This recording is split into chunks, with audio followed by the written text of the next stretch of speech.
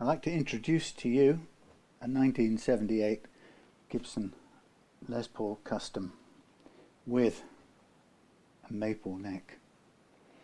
Look at this thing. Now, interestingly, I'm going to get hate. Well, I'm going to get hate because I've even got this thing here, right? Some people find that enough reason to hate you, weirdly enough. So, it's a well-used, historically accurate, as in being beaten around, but not original. That's a replacement. Had some new frets in the past. Had some finish over the top of the original, those things, mother of pearl things.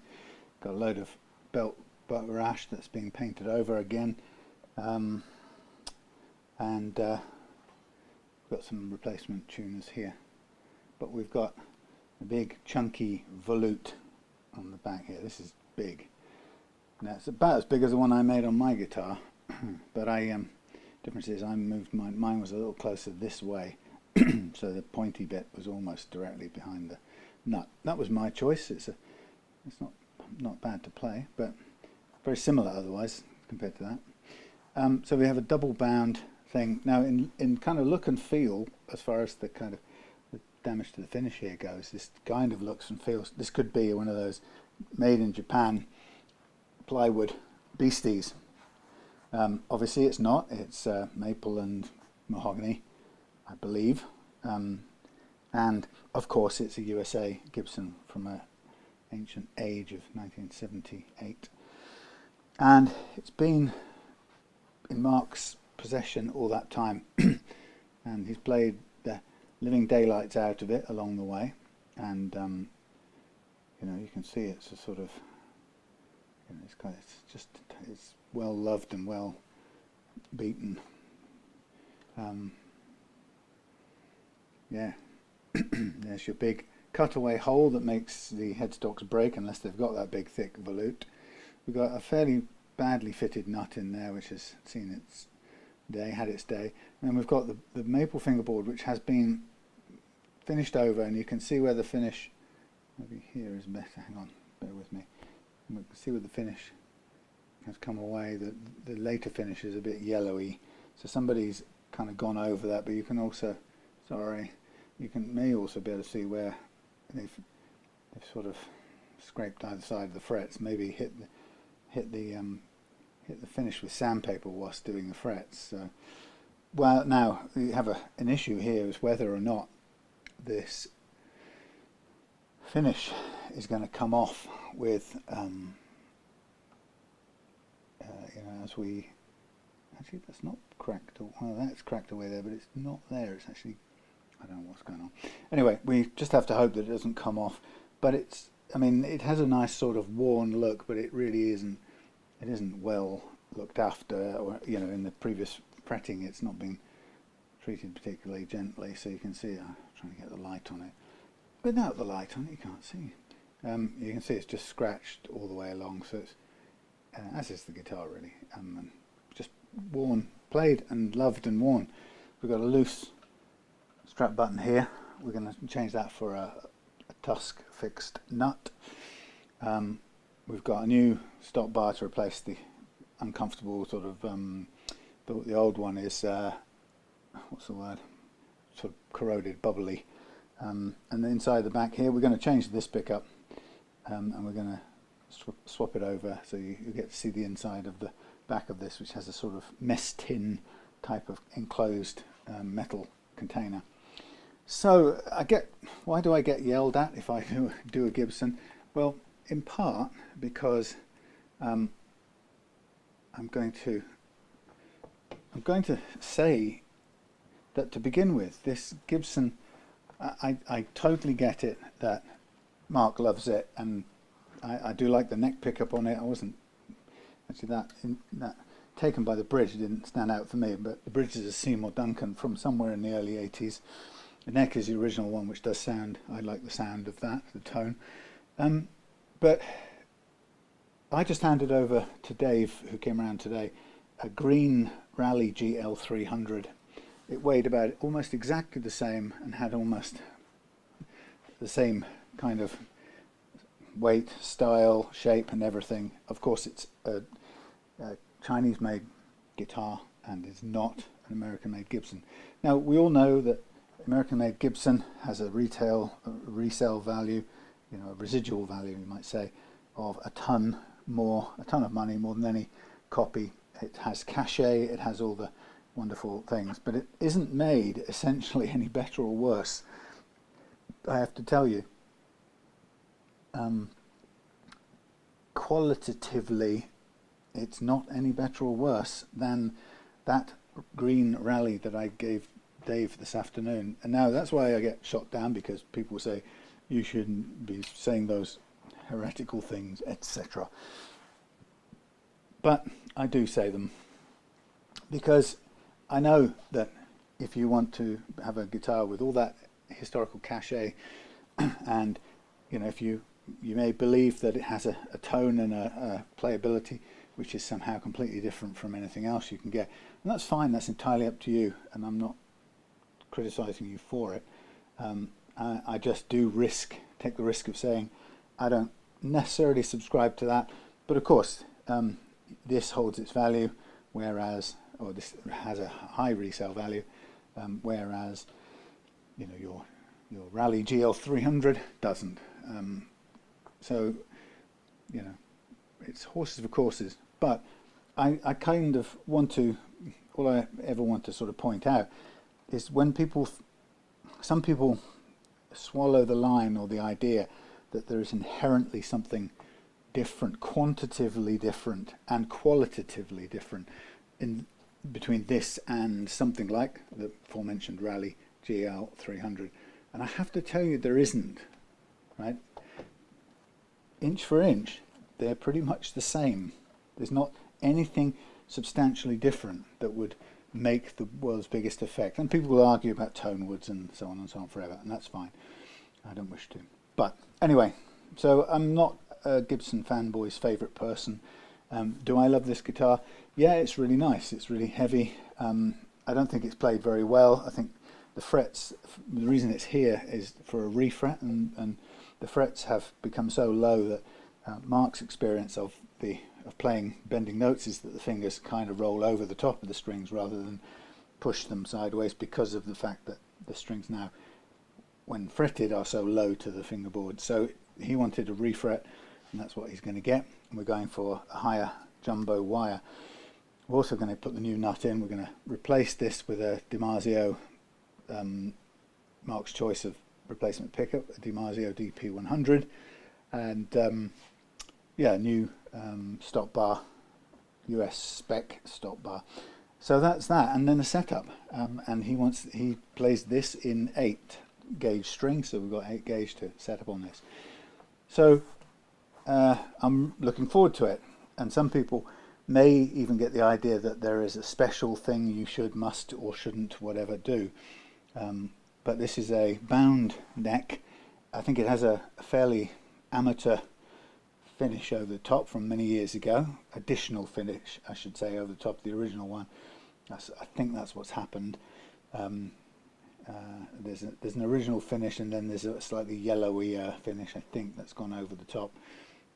Some of that's cracked off, and we might find some of the other has come off as well. I have pre-warned Mark, saying that if anything, if for example the finish decides to flake off while I'm doing the refret, then we should consider refinishing the fingerboard, or can consider refinishing the fingerboard.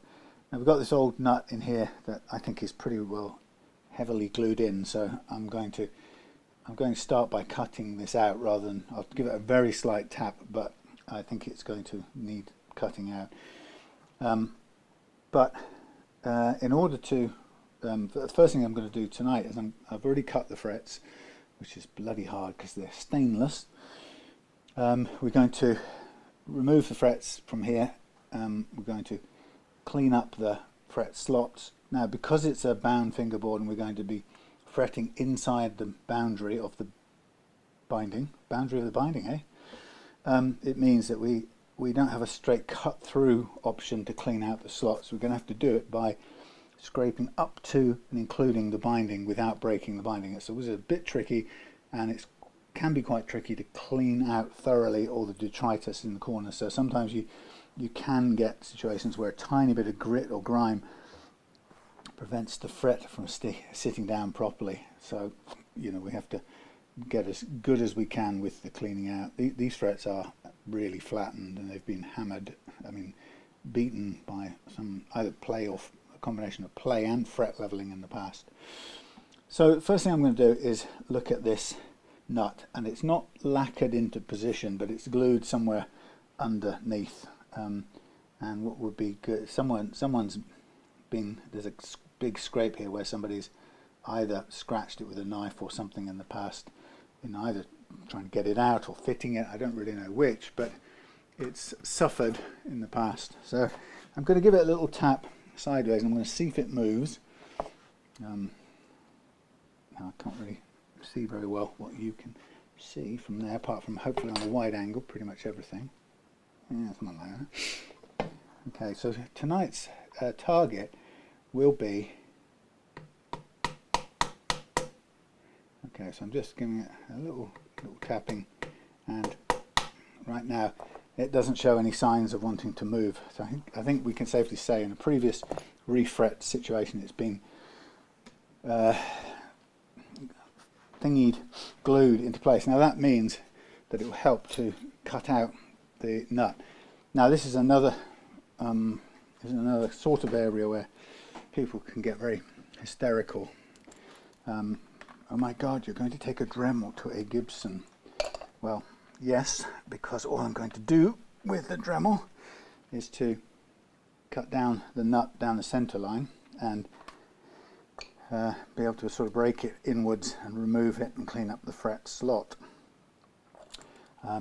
What do I need to try and avoid doing? Well, I want to try and avoid cutting below the line into the nut shelf. But even if I cut very slightly into the nut shelf, it's not the end of the world, because it's not going to stop another nut sitting firmly on the base. So hold on for the noise now.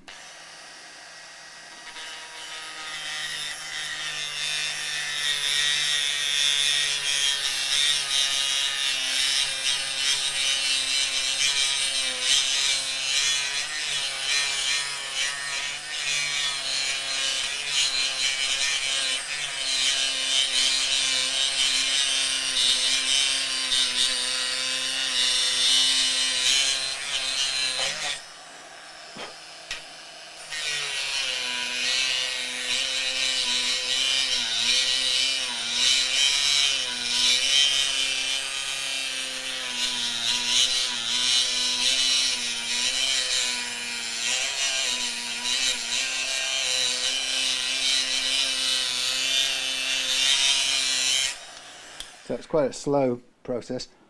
Anyway, it's not got down to the base, anywhere near the base yet, but what I can do is I can use these cutters, fret pullers, to attempt to persuade it to fold inwards. Now it's currently not doing that. There are other ways you could do it. If you don't like the idea of one of those things, you could use a little saw of any kind that you've got, as long as it's got sharp whatsits, and you could cut away with that. Of course, the issue with a saw is you may also come to exactly the same point where you're going to hit the base of the, or hit the surface of the nut shelf, and you don't really have a lot more or less control in the same way, really. You can perhaps hope that you only just about do it at the same, lightly touch down, but so it's entirely up to you. What you can do is then, if you sort of want to help it on its way, you could tap it in like this, and I can see that it's very heavily stuck to the end, or the slot. Now, if the previous person has really heavily glued this into place, we may find a situation that without any choice of ours, it may cause an issue when coming free from here. So it looks like there's glue that's come up the top edge here and pulled a little bit. So I'm just going to try and just snip it back to see what we've got in terms of over stickiness. Yeah, it may well be that this doesn't want to come away from either of these faces. So I'm going to go back with a little bit more of this. I'm watching from this side to see how low I can go.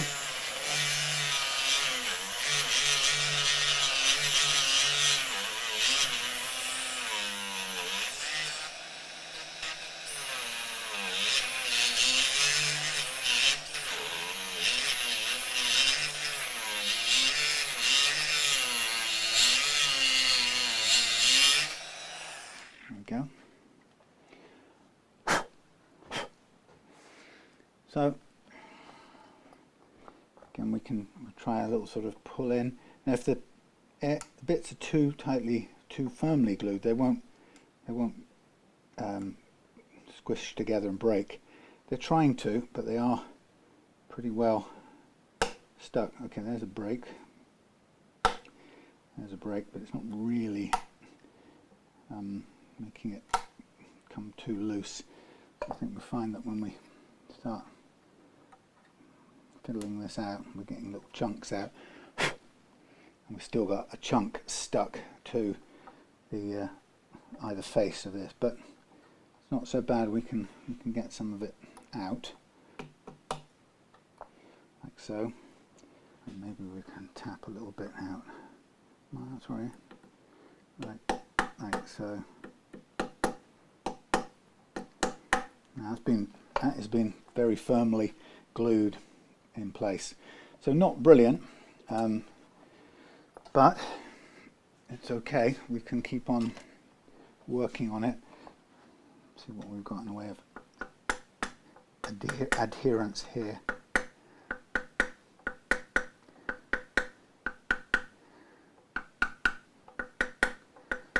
So I'm just kind of getting a sense of how tightly it's going to be stuck to these two faces.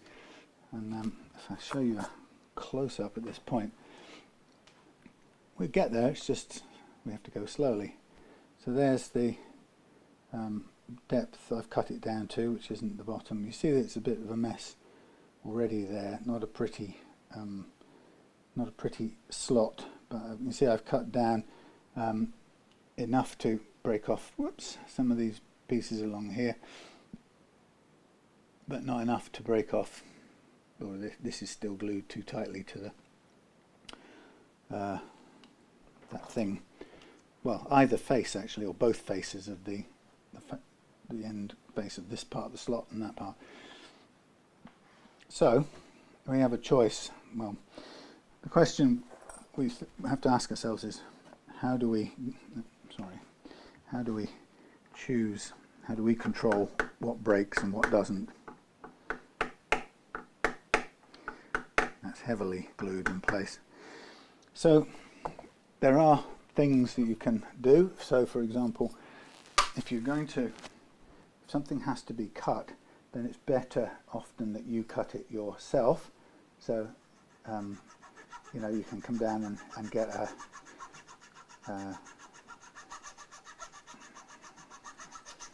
razor saw like this, and it's sort of cutting into there a little bit, which might weaken that and help that to break. Like I say, we could still carry on cutting down with this one. It's taking a little bit at a time. It's not hugely hungry a saw, but probably a good thing. So we can clear it out, and we can see it as and when we get near to touching the bottom of the slot, but by the looks of it, quite a way off. I mean, this is really a little Japanese saw meant for pieces of wood, but it actually works quite well in this situation as well. I think we're sort of close. I can see it getting dark, like coming through the ice. But we really, none of that material looks like it wants to come off yet. It's very firmly stuck to the faces and starting to want to come off now, but not very much. So when we tap this way now, we will see a little bit of movement. There we are. Snapping it away now from the end. There we go. Not that happy to come away, but we'll get there.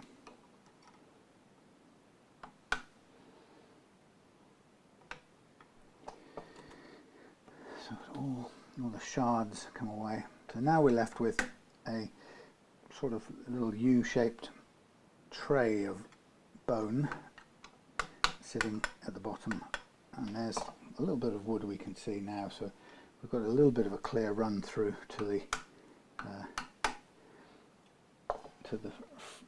nut slot. There we go. So that will clean up quite nicely, so we just have to work our way to get the rest of that out now. I mean, we didn't have to do the nut part right now, but might as well, since we're going to do the frets next anyway. So this is, oh, that's not so bad. Got a bit of leverage here. Hurrah! Really good. Very nice. So sacrificing a bone nut in order to get a clean nut slot is the way to go. Much better than causing damage trying to hammer the whole thing sideways when it will not go. So feel the glue there, crunchy. That is not crunchy, it's sticky, more sticky than crunchy. So I'm just using the flattest possible edge to scrape some of the some of the glue away. Actually, a little bit. What's in there is a bit spongy.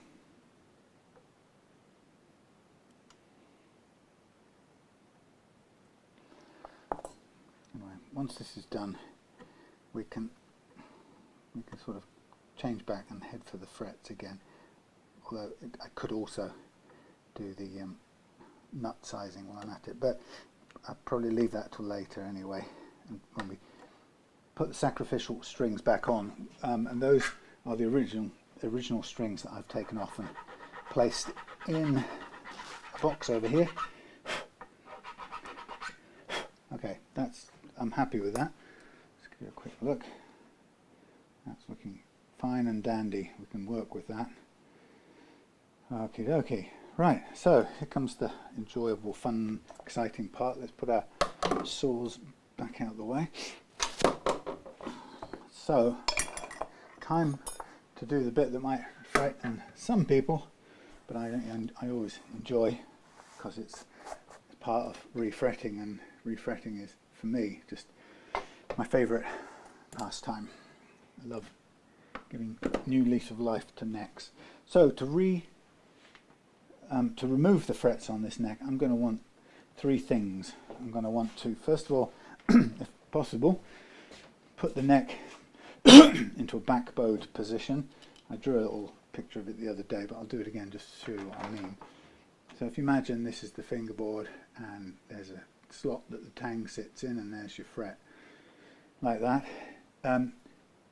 If we want to help get the frets out, then what I tend to do is I tend to back bow the neck, which puts a kind of curve into it, which is exaggerated, but it sort of opens up the slot a little bit, and then we've got the tang sitting in there, the crown like that. So the idea is putting the neck into this back bow, or sort of convex curve, if you can make it do that, that helps to release the pressure, the grip of the wood on the fret tang. So that's the first thing I'm going to do. The second thing I'm going to do is to very lightly wet the fingerboard so that hopefully some water can go under the fret crown. And then the third thing is I'll use that water and the soldering iron to heat up the fret as I try to lift it out. Now, whatever has been used to fit these frets in the past, I don't know at this point.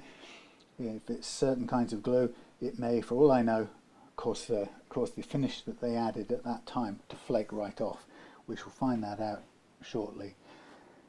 Looking in the truss rod adjuster end, I don't even know at this point whether it adjusts. Well, it slackens off nicely, so now I'm going to crank it a few times in the clockwise direction with the view of putting the back bow into it. Now, for those of you afraid of making truss rod adjustments, don't be. I've turned it a few times and now I've got a nice back curve, convex curve. So for now that's perfect. What I will do, of course, is I will, before I do any fretting work, I'll obviously return the neck to flat. I will not do anything with it in the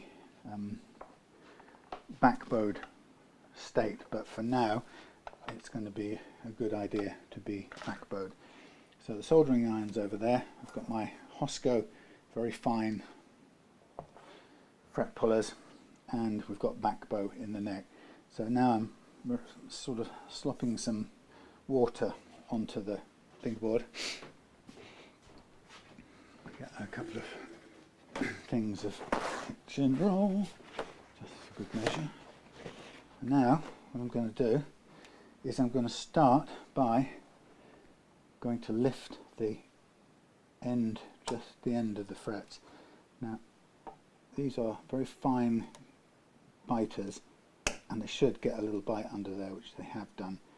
I don't want to have to press down hard. It's feeling a bit crunchy, so I don't know whether it's, gosh, I don't know whether it's they've been put down with super glue or not. Maybe in the previous refretting that might be. Now typically I don't use the heat at this stage because these are fine enough to just get the initial bite going, so I can come back and then with heat and the initial lift together finish the removal of the fret. So I'm just trying to nip along and snip underneath the, that's it, I think I've got rhythm now. Snip just under the very end of the frets there, just to get them started. And sometimes they just do it right at the end is the useful bit. It's hard, sometimes you push it too far in, you're trying to pull up too much in one go. Just, oops, like that. You just need the tiniest start bite. Come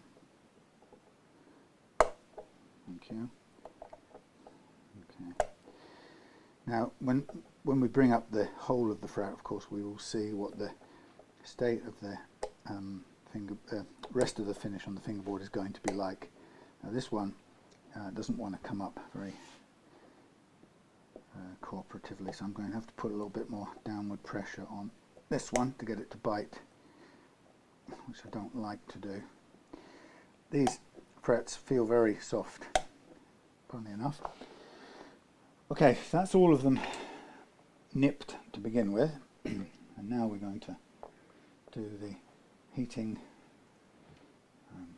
Hopefully you can see.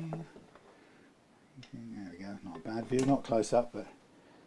And so now I place the soldering iron upon the fret, and then I come in with the liftery bit, and I sort of move them together, and after a bit I end up using the jaws to support the soldering iron so it can't roll off anywhere side to side. Okay, a little bit of crackling sound, so it sounds like super glue. Not bad actually, not too much mess. I'll give you a quick close-up so you can see. a typical fret that's pulled, and then you can see the kind of crunchy stuff that resides there. Now we have to clean that up afterwards without obviously messing up with this, and I've got some little homemade tools for that. And we also then have to spend quite a bit of time ensuring that the slots are really cleaned out, and I may even resort to a tiny ultra fine blade, bit on a drill to do that. Depends on how well it cleans out. So adding heat to the fret, it's very crunchy actually. It does, to the touch, this is feeling like super glue. I mean, it could be the lacquer, but I don't think it is the lacquer. Blimey. This is sort of, this feels like it's stuck in. Little tug. Yes, we got some lacquer coming away there. I don't think it's a problem. It will be hidden under the crown, but it shows how crunchy it is. Not ideal. These are pretty filthy frets. One of the things that struck me about this guitar is I carefully measured the radius of this neck, and did you know that this custom Les Paul Custom 1978 with maple neck, did you know that it was a 9.5 inch radius? That took me by surprise. Now that obviously means that the nut we've got for it is not really going to be ready preset to that radius, so we're going to have to do a little bit of, when we come to finish the nut, it's going to require some manual nut slotting is the word. Yeah, unexpected. Yep, 9.5 inch radius. So believe me, I measured it several times to be absolutely sure, because it was a little bit of a surprise. Okay, so I don't know, to the uninitiated, the look of the fret slots at this point in time may look really grimy and may look a bit shockingly horrible, and you can hear that there's finish that is either, I'm not quite sure when this was done whether the finish was sprayed over the frets originally and then worn off, played off, or whether it was done first and then the frets, I feel like it was done first and the frets put on top, but that means it was probably somebody will have done it and then dug in to free the slots up, which may have kind of weakened all the edge of the finish around the slot. Or, you can hear it crunching, or maybe it was just sprayed on over the top and the frets have been mostly sanded off. Yeah, we're getting quite a lot of crumbling of the material. I think it will be fine still, but anyway. I mean, Mark and I agreed that, you know, it's an original old, well, it's an old naturally relict guitar, and it would be a shame to just go to a kind of completely brand fresh, workshop sprayed fresh finish on the board and lose all of the character of the of this old fingerboard. So we have started out with the intention of preserving as much, but you know, as I say, if something about it means this all falls off, then, you know, we have to reconsider.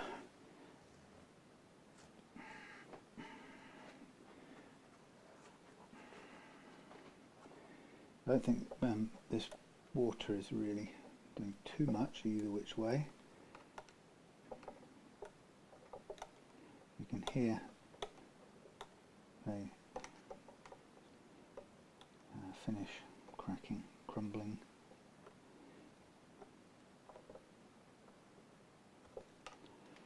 But yeah,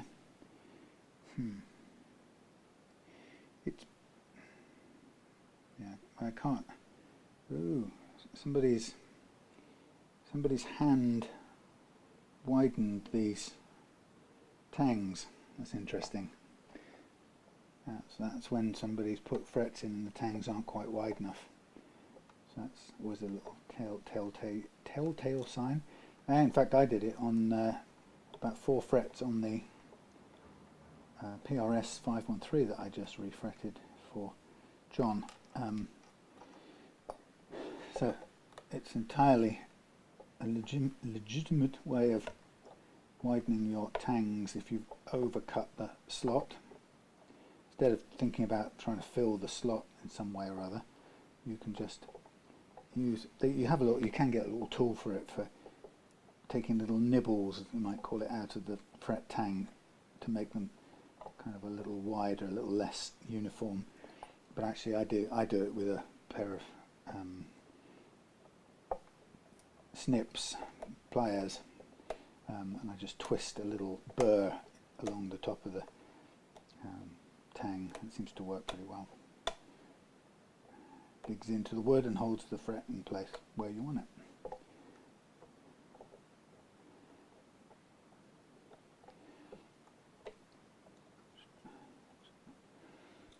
Okay, we're getting there. See, we're 2/3 of the way-ish, or half the way in numbers.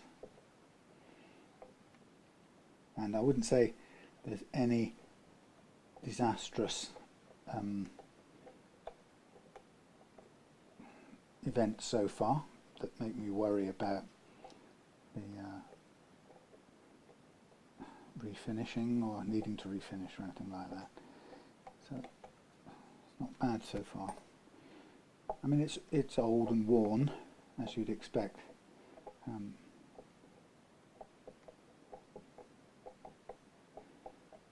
So it just takes time, as you can see. Boring, boring, boring. If you're going to do this sort of fret pulling, these have turned out to be a godsend. These Hosco, very, very fine thingies, pullers. They're very sharp at the edges, and if they wear, then replace them and get them with really thin, sharp teeth or jaws, because the ability to get that first lift on the end of the fret is critical. And if your pullers aren't fine enough and sharp enough, you can often have to press down too hard, which does create some pressure damage on the edge of the binding and or neck. So getting a good, well quality machined, milled, whatever, forged pair of things like these Hosco. They weren't cheap, they were about 50 quid, 40 quid, something like that. 40 quid. So, but I certainly don't regret spending the money on them. So what I'll do is, once we've got all these out, I will have another look at the tangs and see if that extra tang twisting has been done in more than one place. Just give me an idea whether it was all across the board that the previous fretter discovered that the replacement wire tangs were not quite wide enough.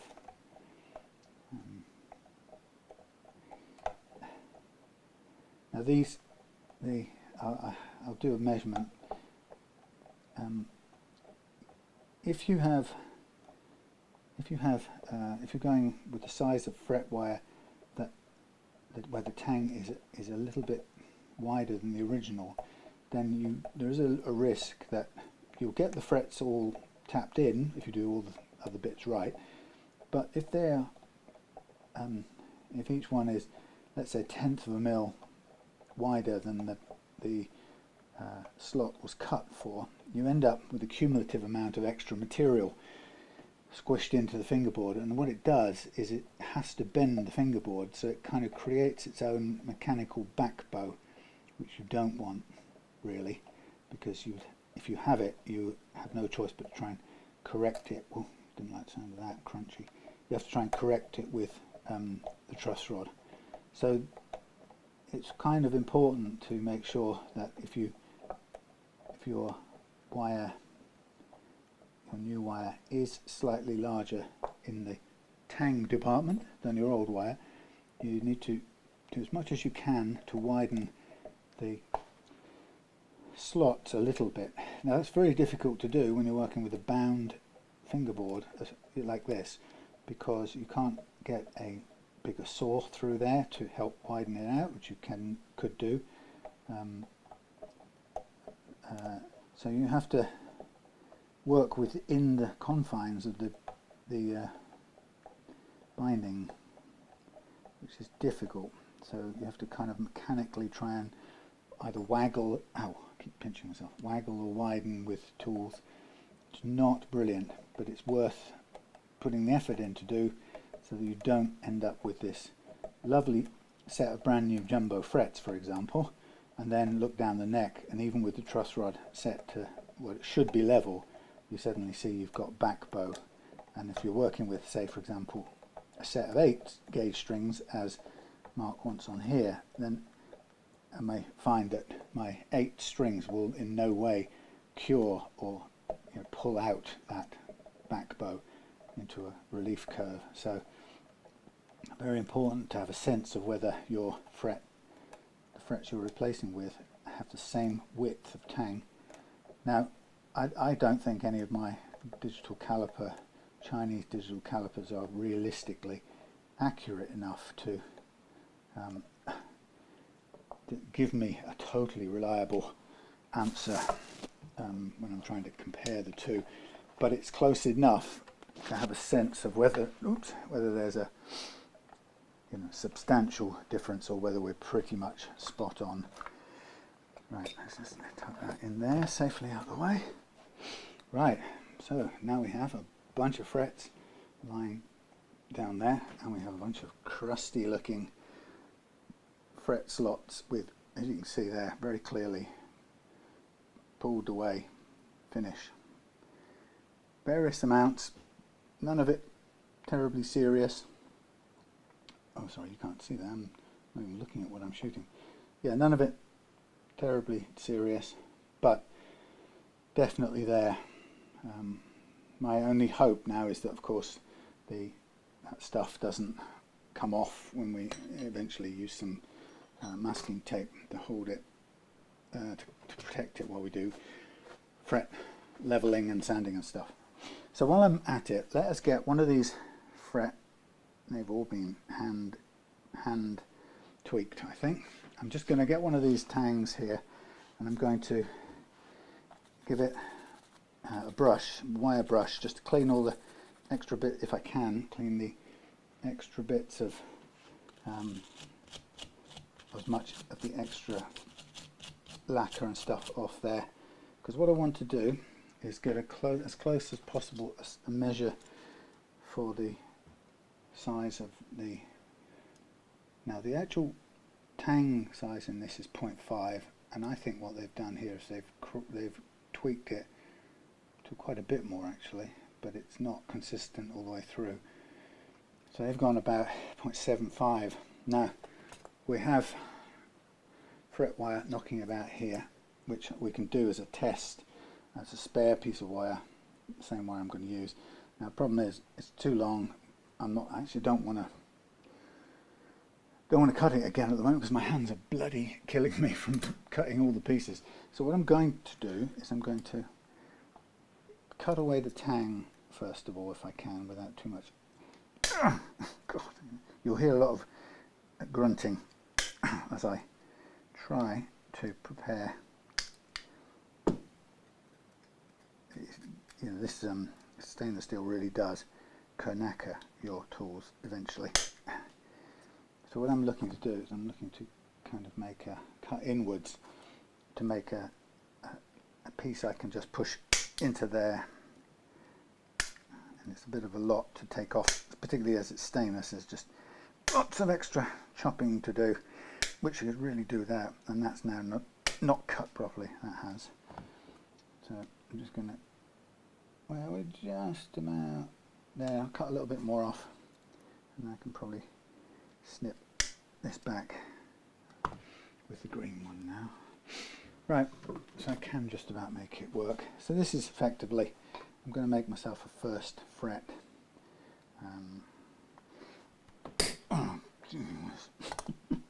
That would be my first fret. And let us mark this up.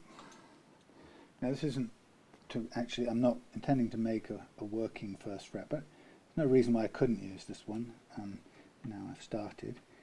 I'm going through the motion as if I was. So this one I want to cut to there, trim to there, but I want plenty of overhang as well. So there's my trim.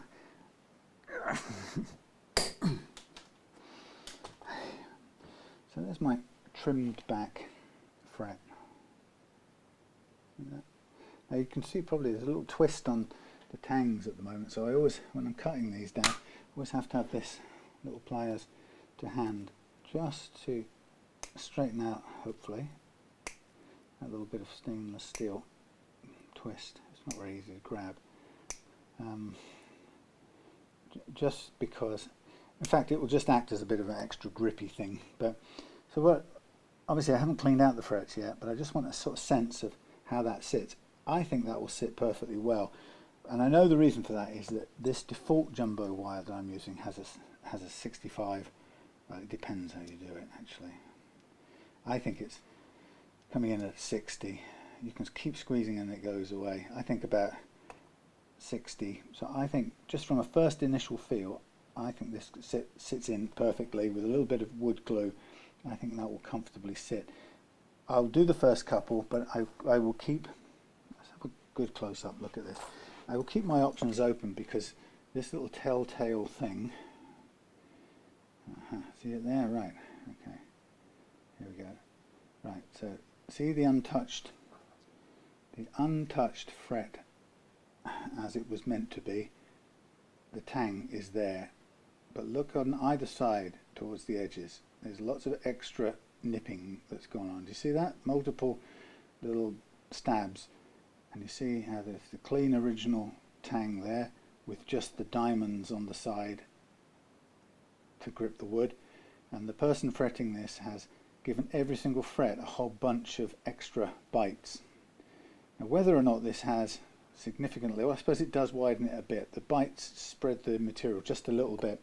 So those things together. Now I've just gone and lost the brand new one that I'm, oh, it's still there. Yeah, so you can see the comparison. The new one is obviously just all clean. And what I would do, just to give you an example, here's how, if I found that I cleaned up the slots, did all of that stuff and was ready to fit the first one, if I didn't like it and it felt just a tiny bit too loose for me, I would go, see that little nick? And that's probably what they've done, but with a little machine to do it. But I actually find that I can do it perfectly well with these. And it's a little twisting motion, and it a bit like them, it twists the material and gives me a tiny bit of extra grip. So that's what I can do, and that's what you could do if you were fretting and you found that your slots were a tiny bit too wide for your new fret wire. Is that right? Yeah. Okay, so now I'm going to take all this lovely fret wire out, and just as I'm looking, they really have done all of them the same. This would not be from the factory this way, I'm almost certain. This would only be, yeah, this has to have been hand done, because all I know is that there's a little machine you can buy for nipping your tangs and twist nipping them and widening them. So that's what they've done. So another one of those little telltale signs. So here's a bit that I'm going to start off, and I think I'll probably go off camera then and and spend quite a bit of time off camera doing this next bit. But we've got the challenge of, I'll just try and zoom in on the first two of these. So our challenge now is to do a lot of work with these slots, sorry. And the reason the thing we've got to do is we've got to prepare them for taking the new frets. And the important thing, of course, is that the slots have to be deep enough. They have to be free of gunge and rubbish in order for that new fret to seat. But also the surface here has to be free of gunge so that the crown, underside of the crown, can sit down freely on the surface. And if it stands up, that tiny fraction of a millimetre will mean extra fret levelling and harder work and so on, and necessary. So the secret of good fretting is preparation first. So preparation of the surface that you're going to fret to, and preparation of the fret wire. And so I'm going to start by, here we're in the preparation of the fret surface. So I made, using a piece of fret wire like so, with some tang twists in that I demonstrated the other day to myself, I took all the tang off half of that length of wire, and then I bent it backwards in a radius. Well, it was in a radius first, and then I bent it backwards on itself. So now I have a radius piece of the same wire that I'm going to use. Actually, it's got the maximum fret width of 3 mils. Okay, so great big, ultra wide. Let me just check this. Pretty certain. Well, I've bought the widest one. It's 58.118. But this might be from some earlier batch from another supplier. No, this still comes in at just about 3. So they nominally they say this stuff I'm using is 3 millimeters crown width, but actually my measuring thing comes up with different readings. So the idea of this little tool is that I'm going to start by running this little thing across the top of it following the kind of slot. Now I just want to check if this is about the right radius. I don't want it to be pushing too hard on the edges. I think it's about right. So I'm just using this thing. I forgot to say it's got double-sided, no, it's got self-adhesive sandpaper, 400 grit sandpaper, the stuff I use for my fret leveling tool, on it. Now you might think, what's the best thing to do? Do I try and soak this grime and get it away, or do I use this sanding method? And I think with soaking, I don't want to fill the slots with too much water if I can help it, so I'm sort of trying to do the clean-up in a sanding approach rather than a soaking approach, if you get what I mean. So I'm hoping to use the sandpaper to clean this up so that my next my new frets will sit nice and clean on there. And of course the thing we're looking for is a relatively smooth movement side to side. It's not going to be perfect because with some of this chip away now we have got a step down, but the point being is that the cleaner it gets, the more easily this will probably seat down on there.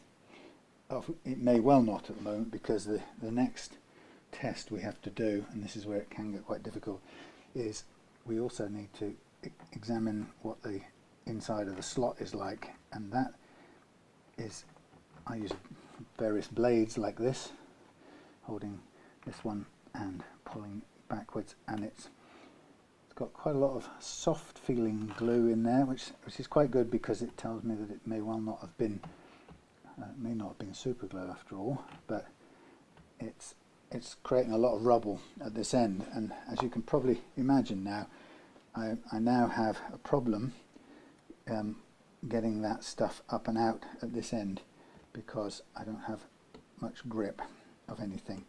And what I don't want to do is end up kind of really bashing hard against the binding, or else that will risk splitting. So I'm trying to get a clean slot using any tools that I've got at my disposal, a clean slot with the grunge taken out. But the point being is that the more I clean the surface and the more I clean the slot, the better our new frets are going to sit on there. And with a bit of a glue and a bit of a tap, that should go in nicely. But there's quite a bit more cleaning to do. We've got all manner of little spiky things like tiny screwdrivers, which could come in handy. One like this. Actually, it's possibly a little bit too wide, this one, but it might just get in the end there. No, I wouldn't use that one. We've got, as I say, we might, if we really don't trust the corners, I'm going to tip out some of these ultra fine drill bits. So for example, we could spin this little tiny drill bit right into the corner, and that would help us clear out. I think it's comfortably within the range. Obviously if it moves, it's going to drag a slightly wider profile, but it's 0.75. That would be acceptable just to get into the corners with if we had to. So I'll put that out to one side I'll put it on a magnet over there. Just check we don't have anything at all that's narrower or finer than that. We've got a little tiny one here on a sort of stem. That's even finer. That's probably the best one to use. Let's keep that one out, and then put everything else away.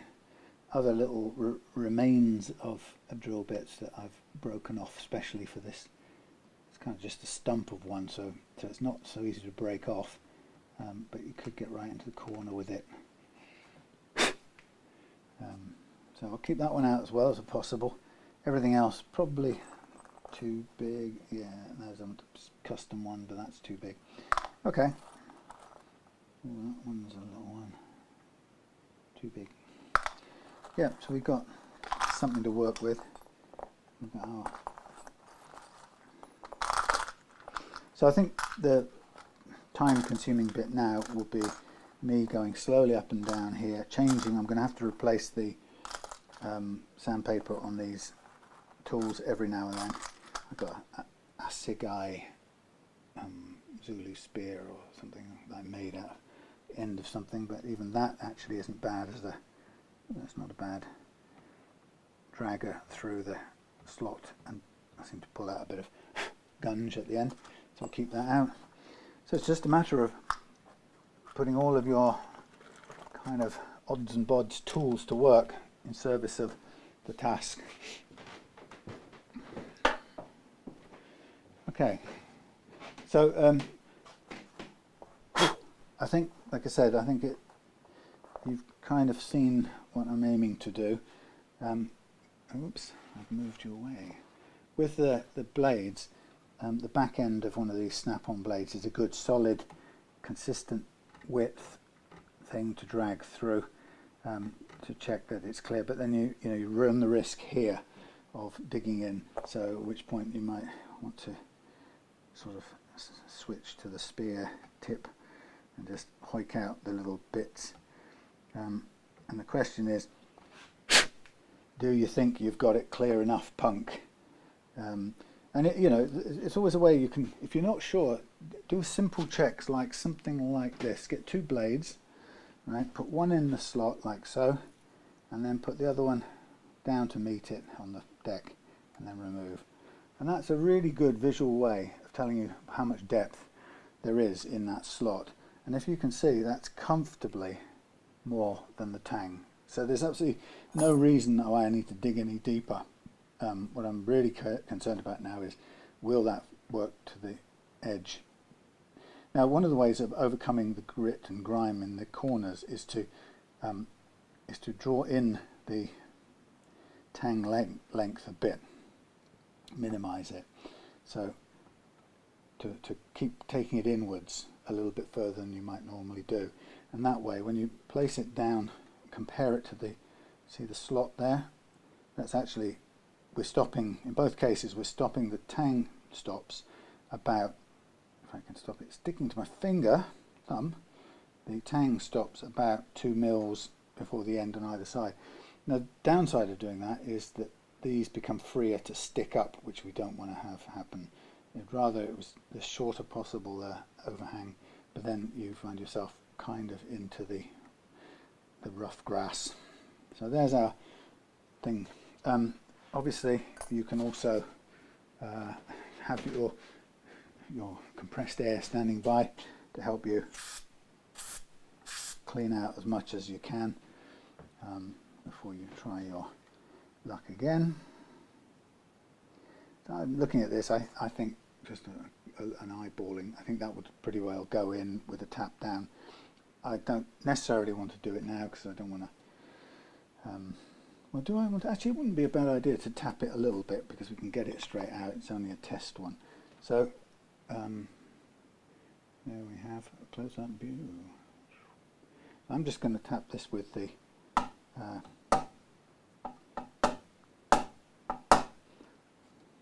that's not bad if you look down there at it.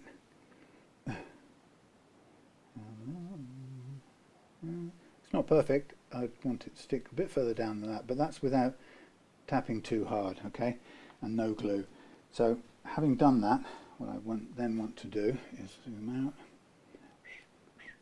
I'm now going to use this radius guide to help me, perhaps not that one, let's have a look.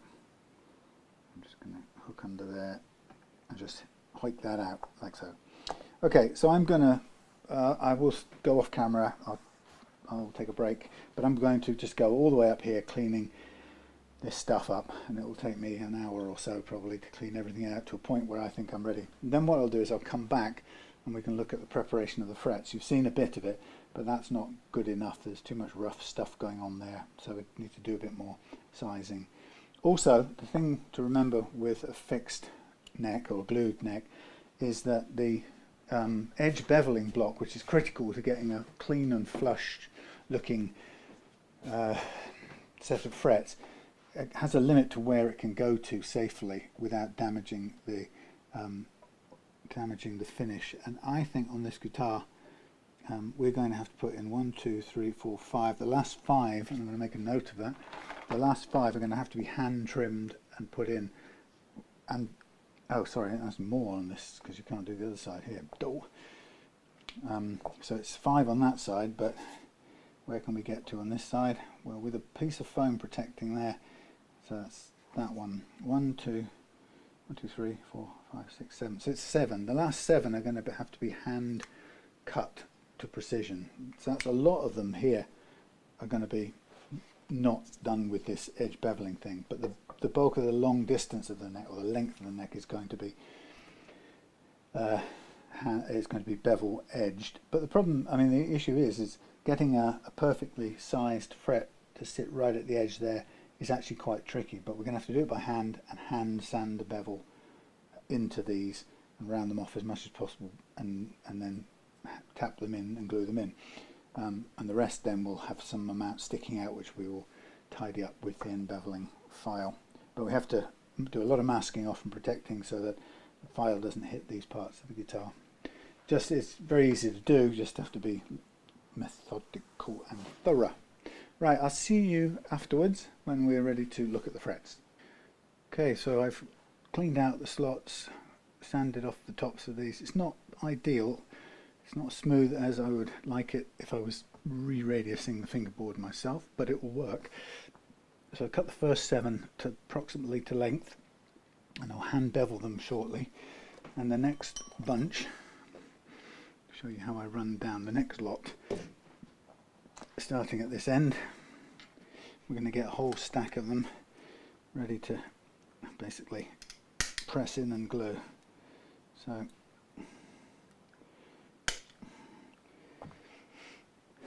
these are a bit over long, so what I'm going to do is I'm going to cut a standard length back from the tang undercut on each one. So I go like so, and I put it roughly flush with there. In fact, I will go right to, how much do we need? That should be alright. I'll go to there. So I'm going to do all the one side first, so I undercut the tang a bit and a bit. Oops. And then I trim off a bit, like so. Bloody hard. that in there like so, and kind of line it up with the edge in this case. And there's not much room on the other side, so I have to be a bit more careful. I didn't cut these very long in the first place. So I'm going to go all the way down the end here with these.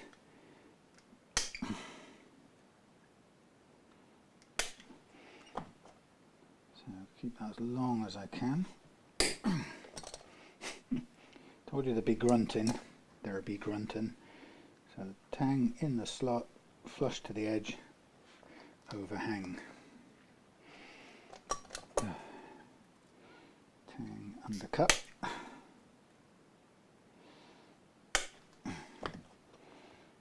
Short cut back. Little piece of fret metal, stainless steel fret metal flying everywhere. So you can see it's fairly speedy now we've done the prep work, but there's still quite a bit of prep to do on these frets, because the got that wrong. The underside of the crown is not smooth by default, and it really ought to be. Bend the tang, chop it back, leave enough room. Okay,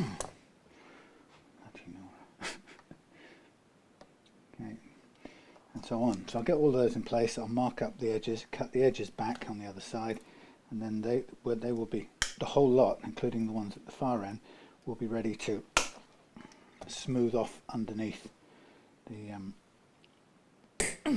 crown. And once that's done, I'll be ready to refret, or do the tapping of the frets. So I think we should get all of that done and head home with these setting gluing overnight. And what I'll do is I'll bring this guitar back with me. It's not one I want to leave up here. It's a kind of an irreplaceable one. So that's fine, I can bring it back and keep the, well, the frets can dry in the box overnight at home. It's fine. So actually, in funny ways, this is probably feeling like an easier refret, because the binding, actually I find, makes an easier refret. Jesus, come on. Where did that go?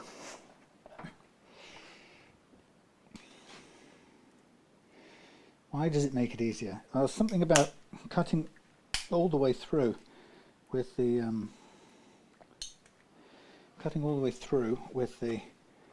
saw. That's right. Cutting all the way through with the saw is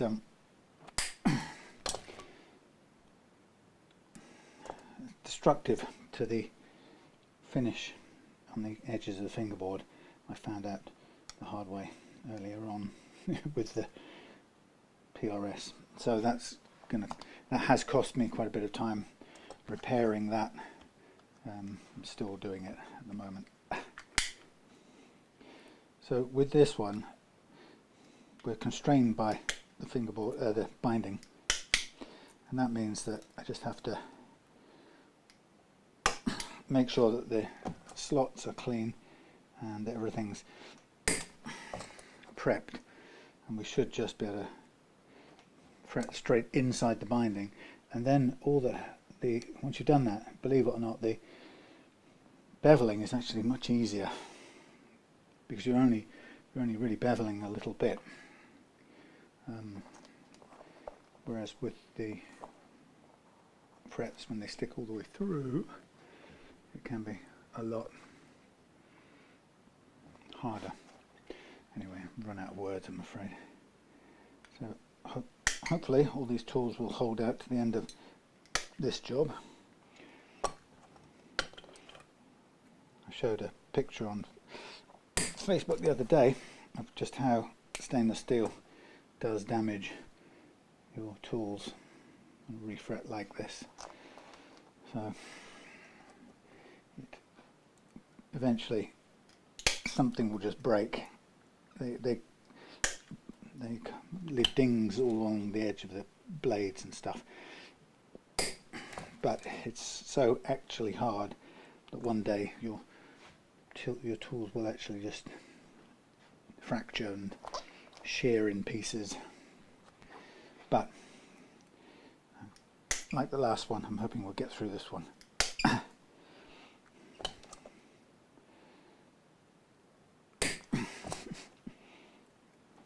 So I've only got all the other ends of these to do, and then the undersides of all the cutaway crown bits to do, and then we're ready to mix up. Well, get some glue out, clear the decks, get my hammer and tapping head on.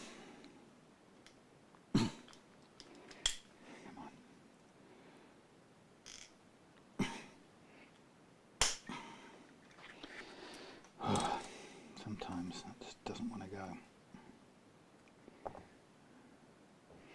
Right, cut this short.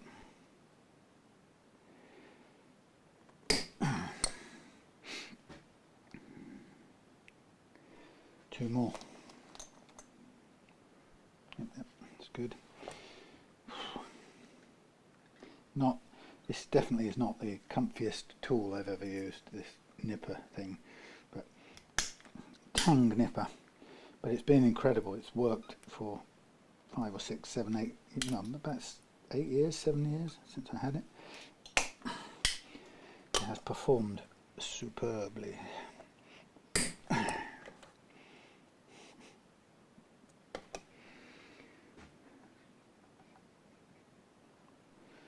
Last one.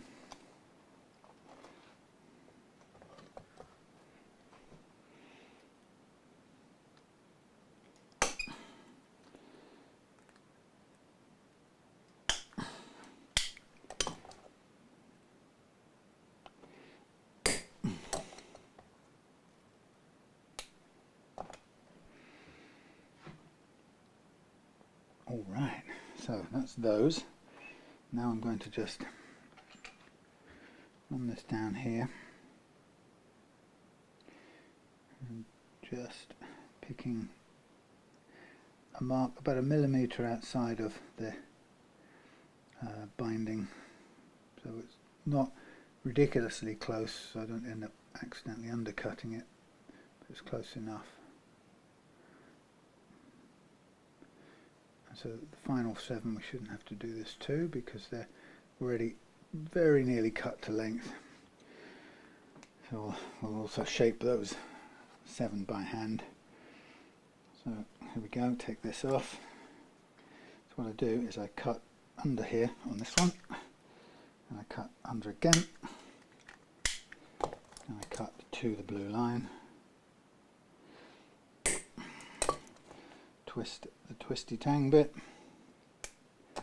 and there she blows, ready to fit and just enough hanging over the edge to bevel inwards. So it's a nice method, process that I use.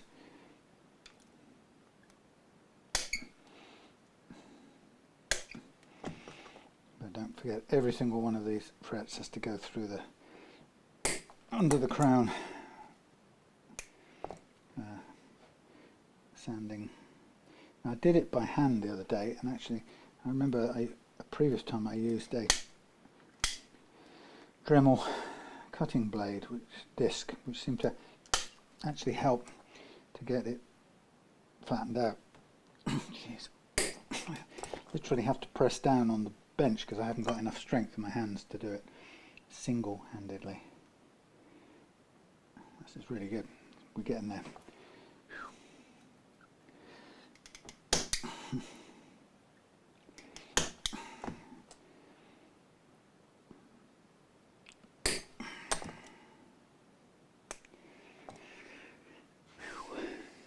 I think it's all good.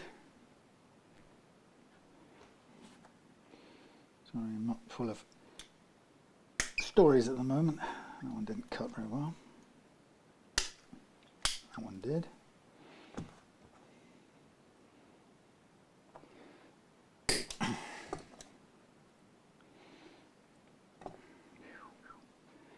So what I'll do is when I've finished preparing these, I'll do the under the crown smoothing out bit And then when I've done that, I'll basically tap in the first couple, and I'll turn the cameras off again because I won't take you through the whole lot. Just like this is not massively thrilling.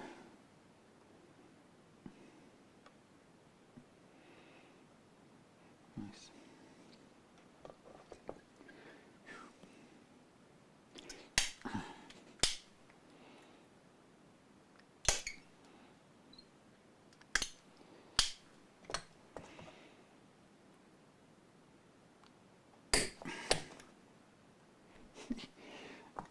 Real grunting going on. Get this done. That's stainless steel for years. Not an easy pot of fish. That's this one.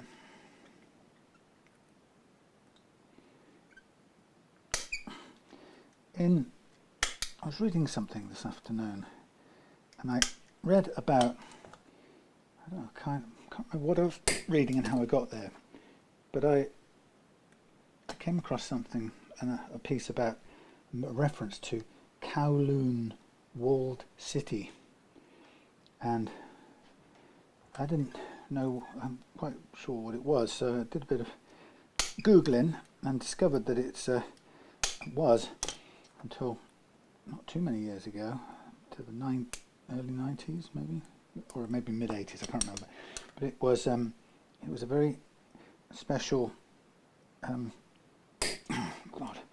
like block in Kowloon, underneath the original airport flight path, I think, that was made, that grew up from an original, I think, fort or watch house or something, and eventually it ended up being a kind of walled,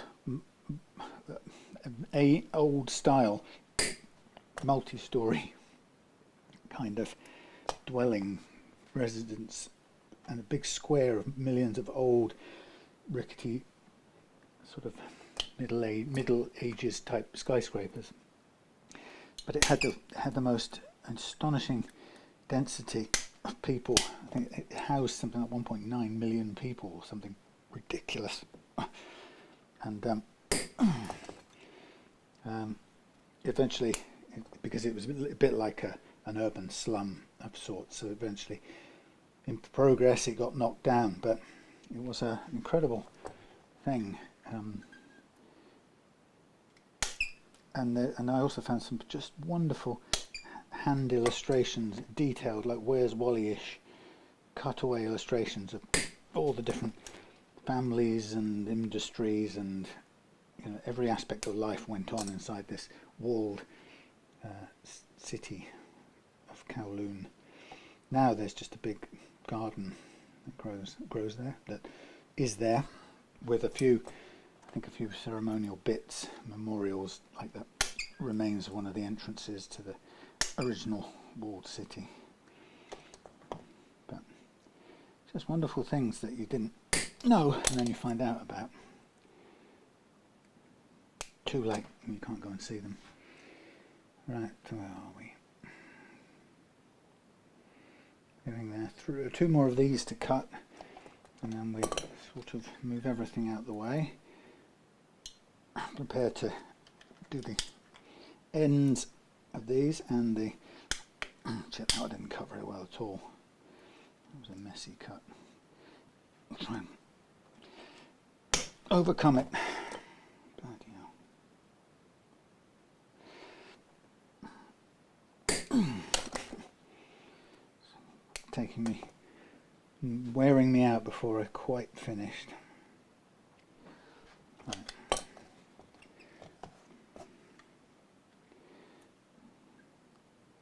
Come on now.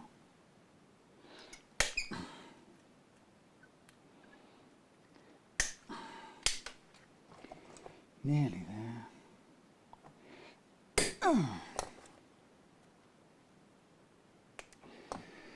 Wow, so there's my ones ready to be cut back.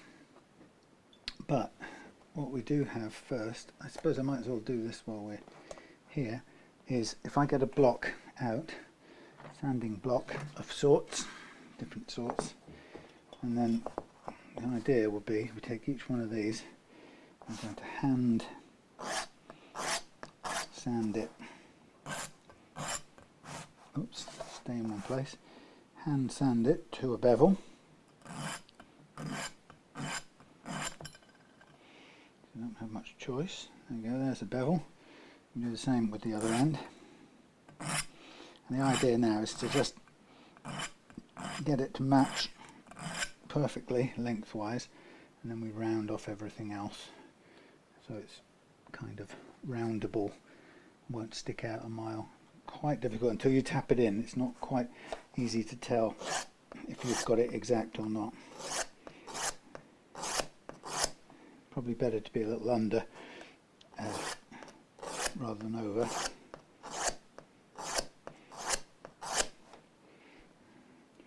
So that's the hand sizing part of this, and you have to get that precisely in place before tapping it down. The other things I will do with that is also the underneath of the crown, but also I will do some use the file. Shoot, it's at home. Left it. Blast. No, that's no good. Well, I can do it without that, but it's not ideal. Would have been good to have rounded over the edges with that file first, but we can do that afterwards. And I can actually round the ends off like this manually first. So what I'm doing is just getting the edges of these right, getting them exactly to length. That's okay.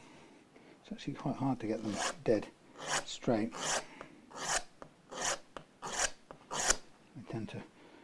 The line tends to wander a bit. Okay, that's okay.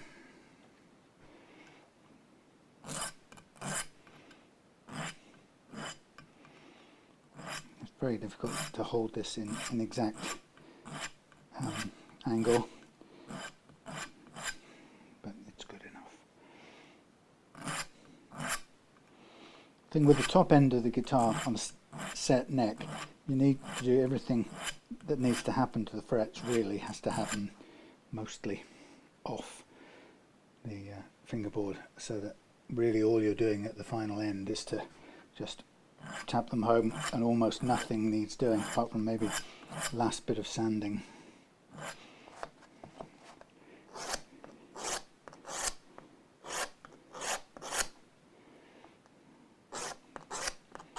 See how time consuming this is, fiddly and time consuming, but you know, it's going to be pretty precise.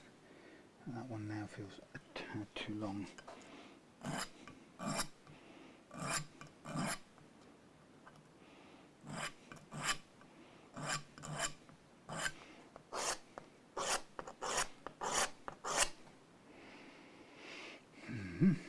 Only 4 more of these to do. So very boring, as you can tell. I don't know what you can see, sorry. Yeah, you can see. It's just, it is boring and hard labour with the hands.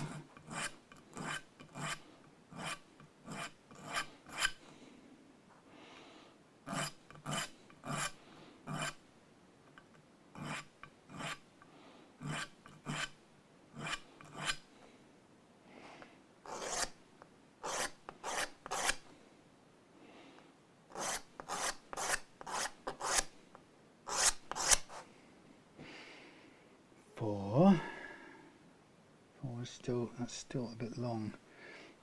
Damn it.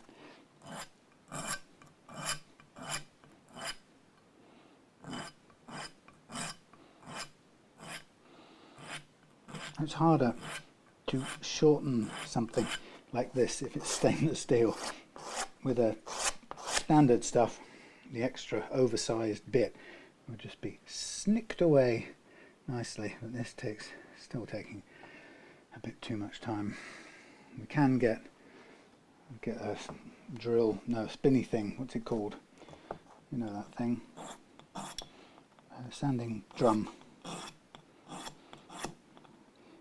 but I haven't got one attached, I'd have to change that over. So anyway, if you want it doing right, you've got to keep working it.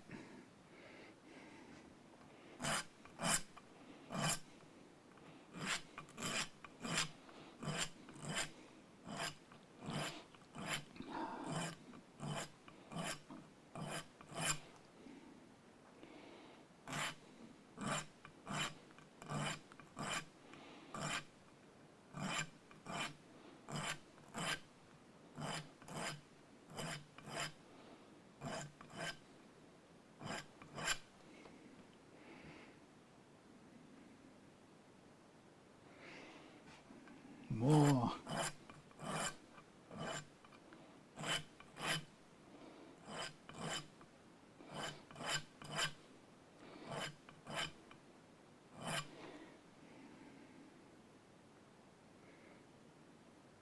Okay, how many more of these? 1, 2, 3, 4, 5, 6, 7. 2 more of these. It's just the fiddly ones.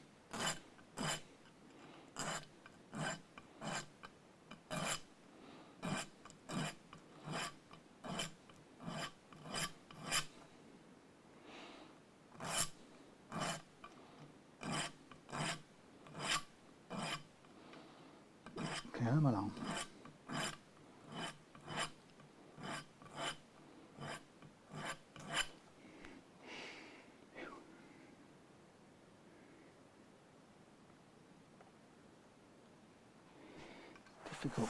Difficult to get it to exactly the right length.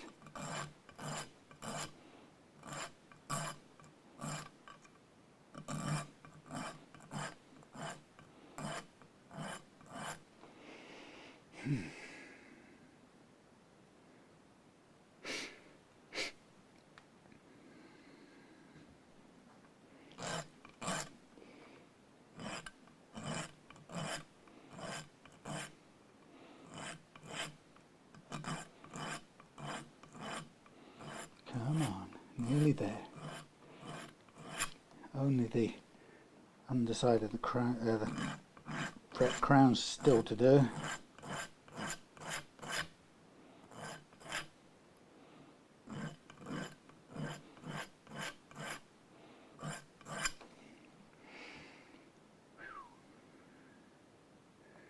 That one's still a bit long, but having said that, we still can overhang it on that end, get it up to there. That'll work. Let's try this. Sorry, boringness. That'll do, that will snip. That can go there, that can go there.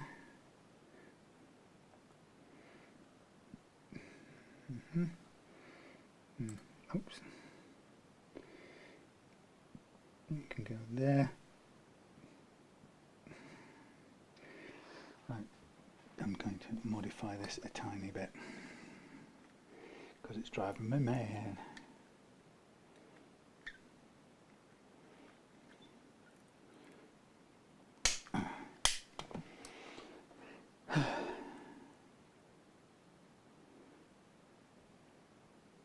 God.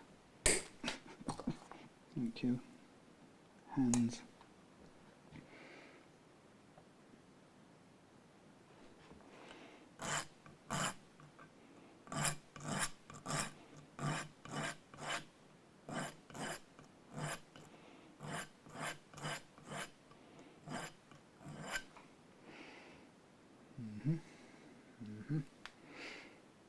Right, and that's still, no, it's about right. It's just about right. Let's go that one to there. That's just about right. And that's just about right to there. Good. There's our thingies. Oh, that's one more, isn't it? Don't. That's a fraction too long.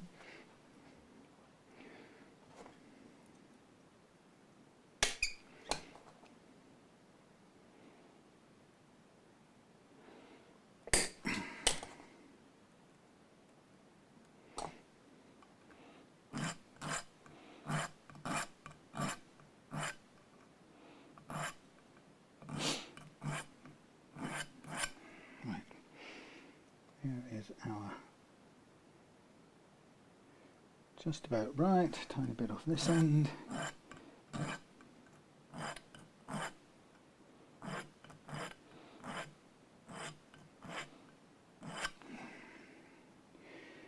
So getting to the point where I can tap them in. The tapping in bit, in a sense, will be very quick.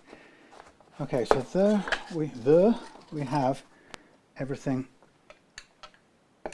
sized that needs sizing. Now what I have to do in a minute is I have to, if you remember, take this out of the very backbowed state. Ooh, some bit of old metal came off there. It's like a shim or something. Is it metal or paper? Something. It's like glue actually. Some glue coming off. Right, okay. So what I'm going to do is I'm going to throw this out of the way, move this.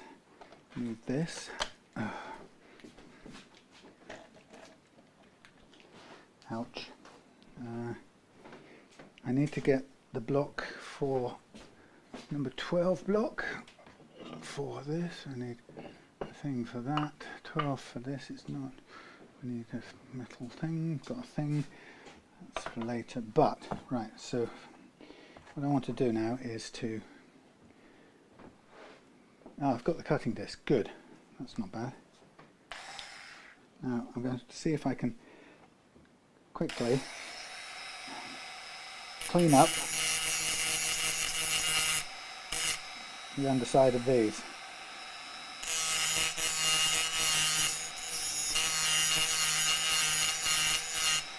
Not bad actually. That's not bad. So I was going to put that there, but I'm going to place them here for now. Move everything to there for a minute. Tidy all that up in a minute. So I'm going to put them down in order when I've done all this. Oops.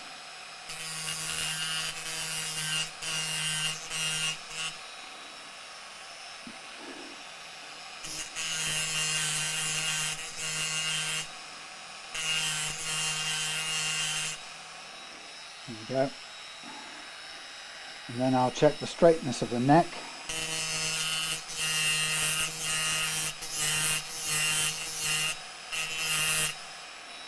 And then I will be ready to tap them home and go home.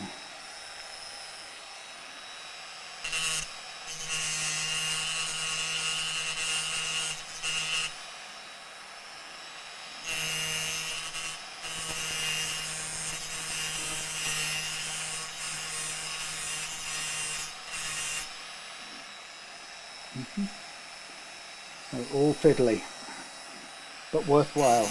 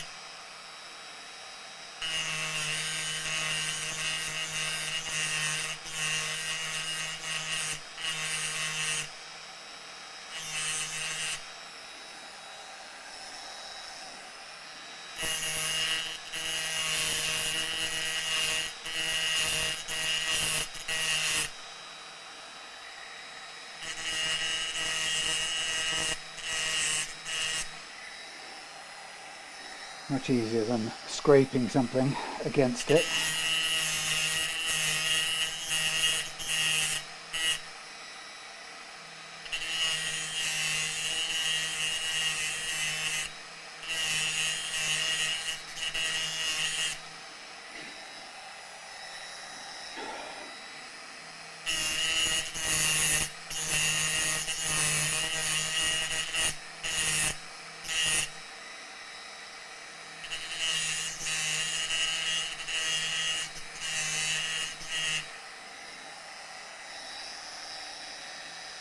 Four more.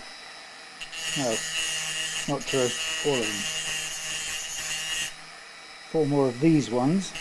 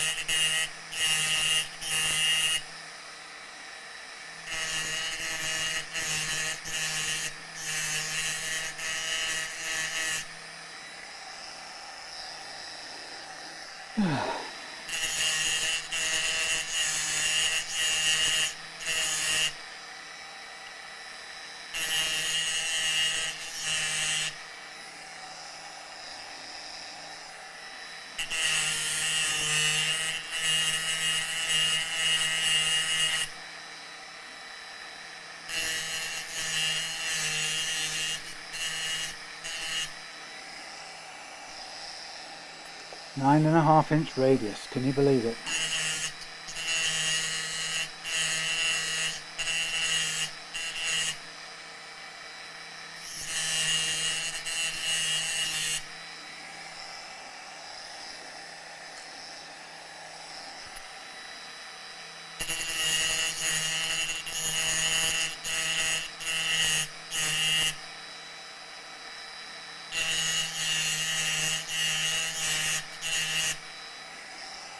And the last one.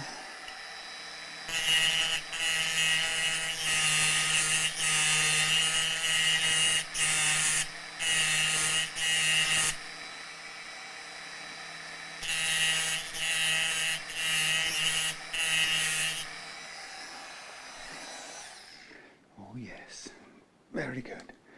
Phew.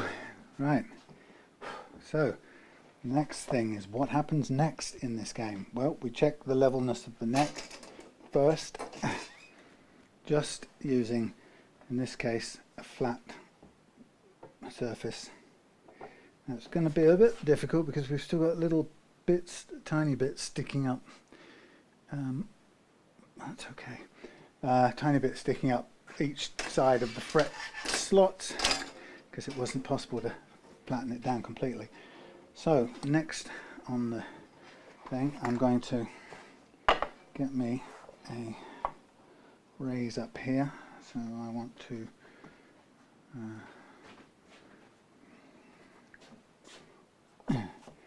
get this thing seated nicely there, everything nicely there. Very good. Next, I want a pot for some glue, which lives in here. Oh, and then I also want this wet cloth again to wipe away glue. So, pot for the glue, wet cloth for wiping in a container to keep it from making everything else wet. Cloth over there, glue pot here, and wipe that out. So I'm going to now basically tap in all of the frets.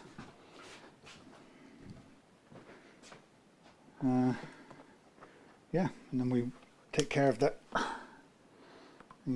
end beveling tomorrow. Oh, there's a bit more tweaking I have to do. God, I've run out of energy to pull open this thing. That's not going to work.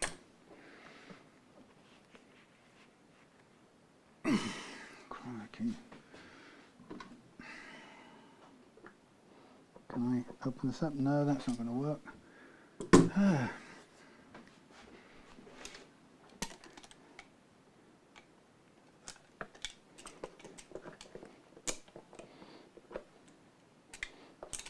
Thank you. Please open up.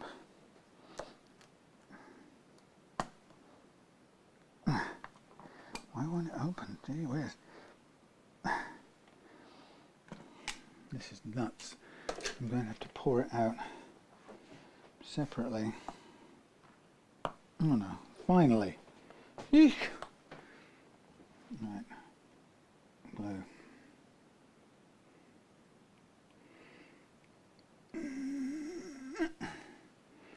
Glue. Wood glue. Now I've already got loads of bits of paper ready cut up for this job, so let's bring this into play now. Always handy.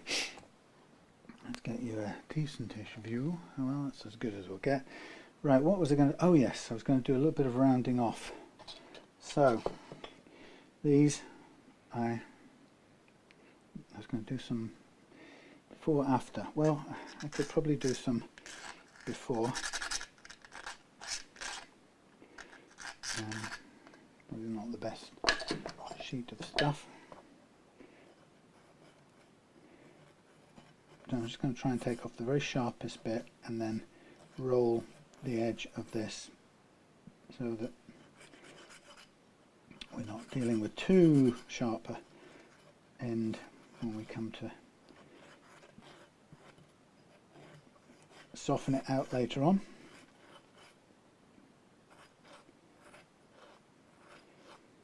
It's a bit fiddly, I only have to do it for these 7. And I'll do all these first and then we'll come back to the business in hand. So let's do a sharp bit, edge off there. Let's do a tough bit there, edge, edge.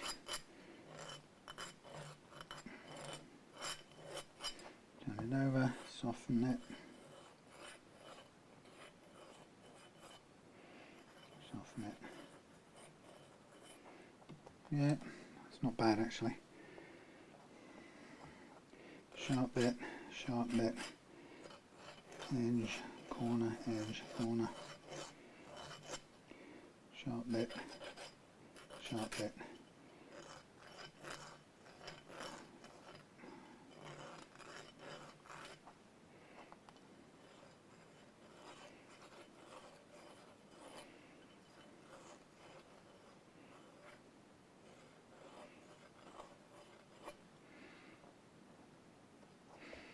Okay, a few more of these.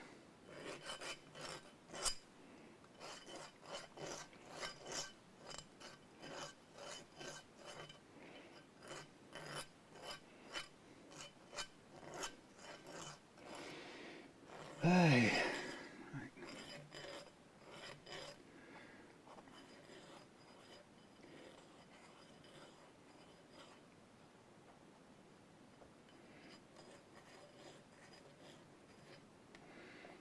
4 out of 7 done.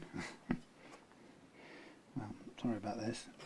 Just does take long time for these fiddly little details. But get them right now and everything will go well.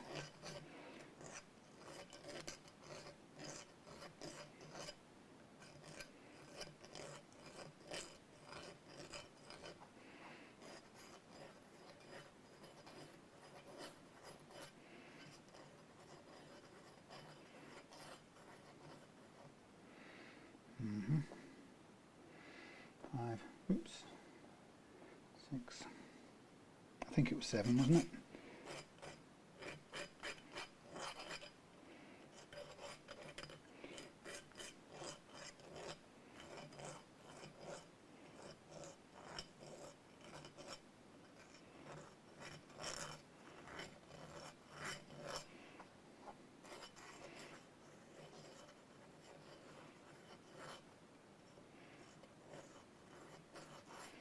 Nearly there.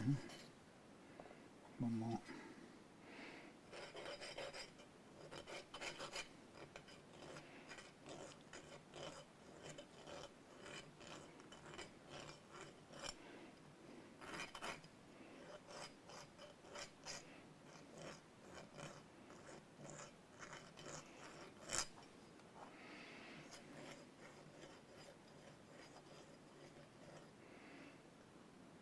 Okay.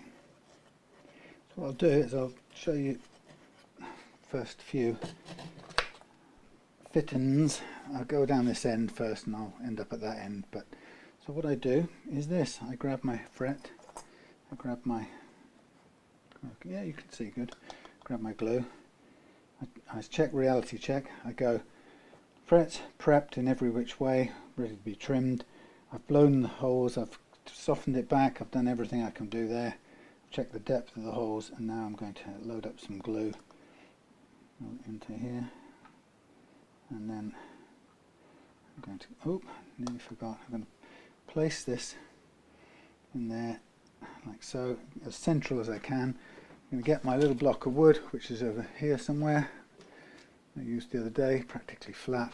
Check this is nicely supported, not touching, and I'm going to go there, there, there, there, there, like so. I'm going to then clean up the excess glue, a little bit of wet thing there, dry it up again, check the ends, that's probably just about right. Have a quick look, that is sitting pretty good there. Let's just check where I can place this, make sure it's got support. It's sitting on a sponge bob at the moment, sponge bed at the moment, so it may have a bit more bounce than I would perhaps ideally want, but so I'll give it an extra whack just to make sure it has a tiny little bit of movement there, but I think that's okay.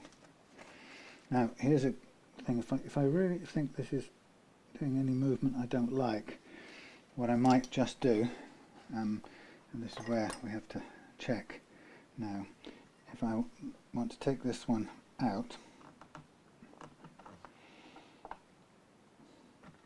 like so, and I'm a little nervous about this one now, so I'm just going to find my pliers, and I'm going to give each end a twist to give it something to bite into the end. So twist like that, and I'm going to twist right up here at this end bit. And don't forget, you see I've done a fair bit of overhang. So I come back again, and perhaps I'll do another twist behind there as well. Okay, so a bit more glue. So no harm done trying it out. Now what it may mean is that I may want to give each side a little twist. So tap it in with flat wood. So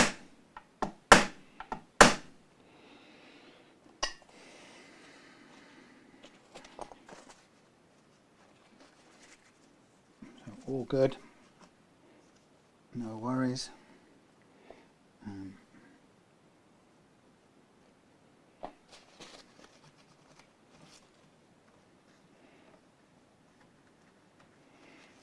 Just be on the safe side, double check it, that's much better,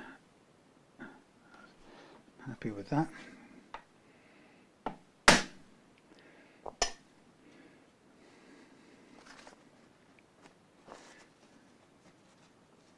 Okay, so my thoughts then is, do I do a little nick with these? And I think I will. I'm going to give each one of these a tiny little zip at the end, just on the basis of that first one. I don't want to be seeing any of the other ones stick up. Probably won't, but that is a good way of making sure. There we go. Again, at this point it's still vital to just line them up dead on before tamping them down. Check the support, make sure it's all good.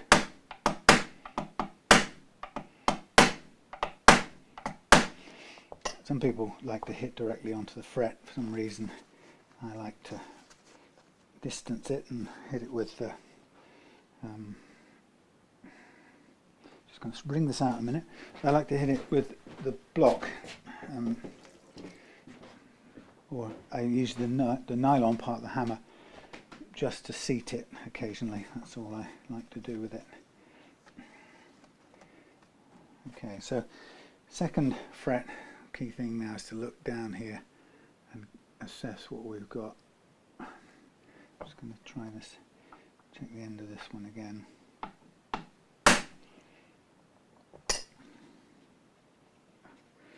I've had an eye problem developing.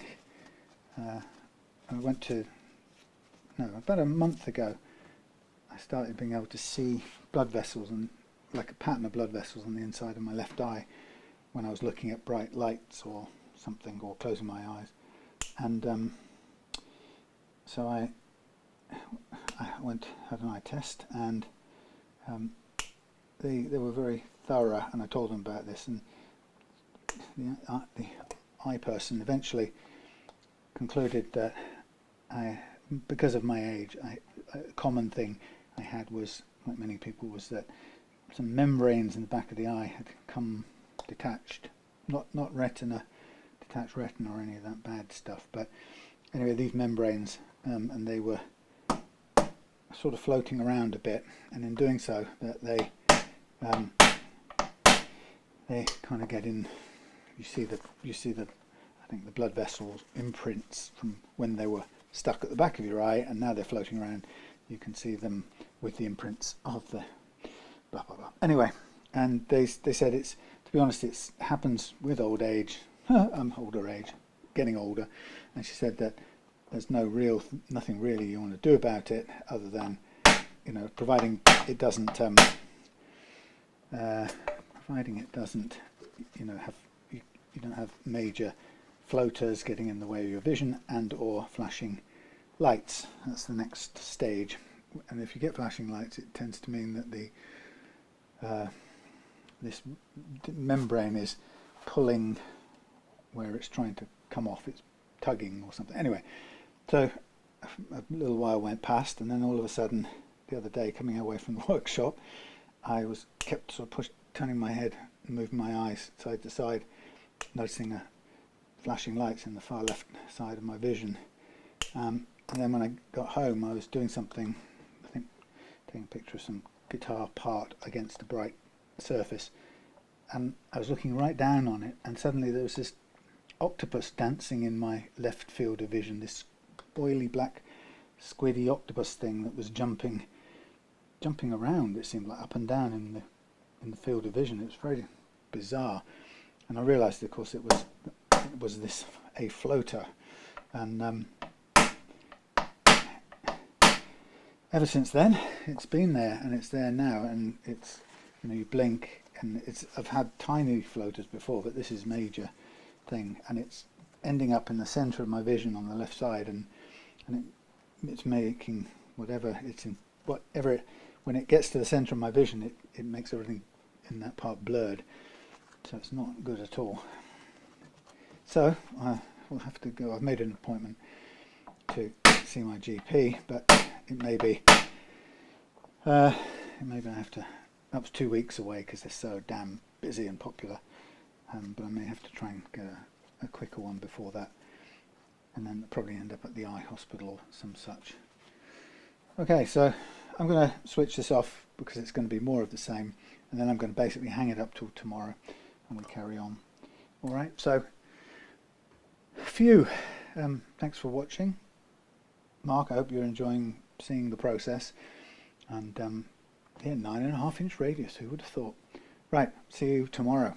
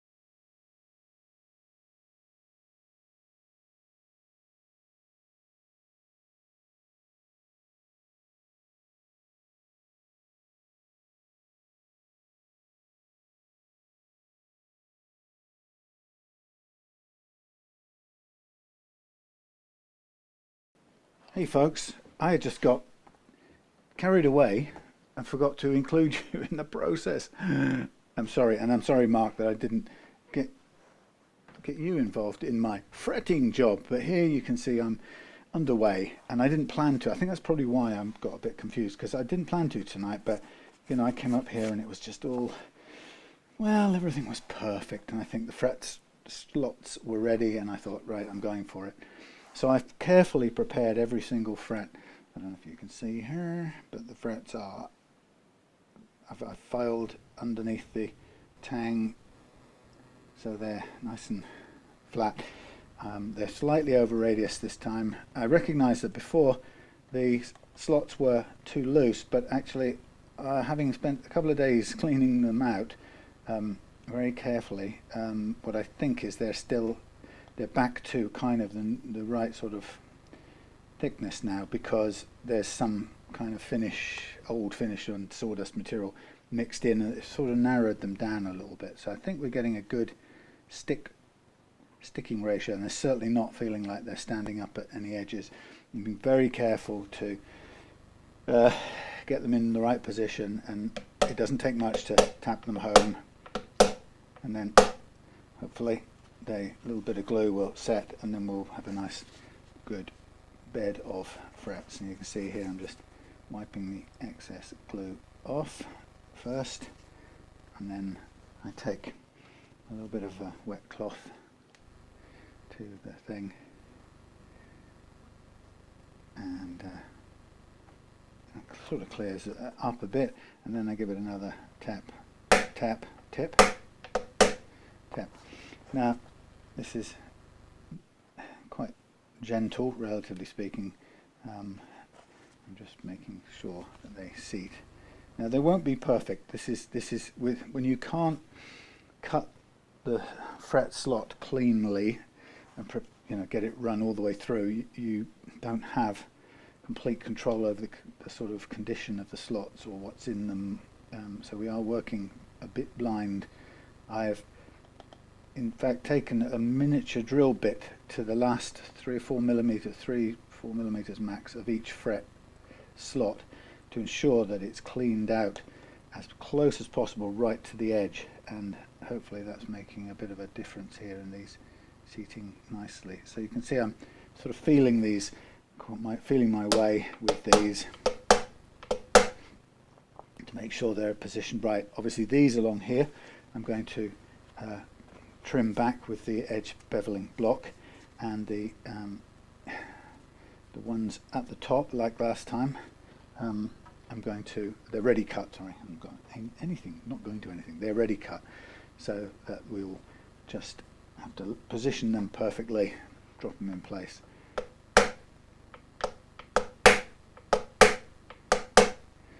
Okay, so I think also a little bit of over radiusing on the frets helped as well on this case. In this case, so we've got a nice colour. I think we've got a nice colour on the fretboard now. First go on this, it's been a long time in the making because I did a couple of different attempts at finishing. So the first time what happened? Oh yeah, so the first time I did fretting, and it was while I was fretting that the finish started flaking off more heavily. It was already partly flaked, but it started to really come off.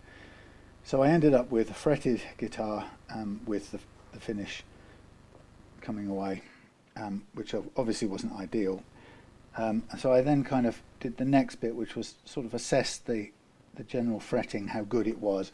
And it wasn't bad. It was, there were a couple of frets that I wasn't happy with, and that was partly because there was so much crunchy stuff on the edge of these frets because of the previous finish that had been used.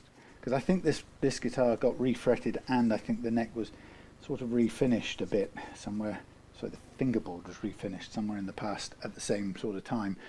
And anyway, the result was a lot of crunchy stuff all built up underneath the tang. But it also, because these tangs were slightly wider, the problem is you had this uneven crunchy stuff that if you carried on sanding to make it all sure that it all went away, what you end up doing is you end up having to cut further out into the fret with your sanding to prepare it, and you just get this kind of white and dark, not light and dark pattern going all the way up, which is just no good really. So anyway, so I was kind of looking at it thinking, right, you know, we've got this finish that is not sorry, we've got this refret which is 90% good.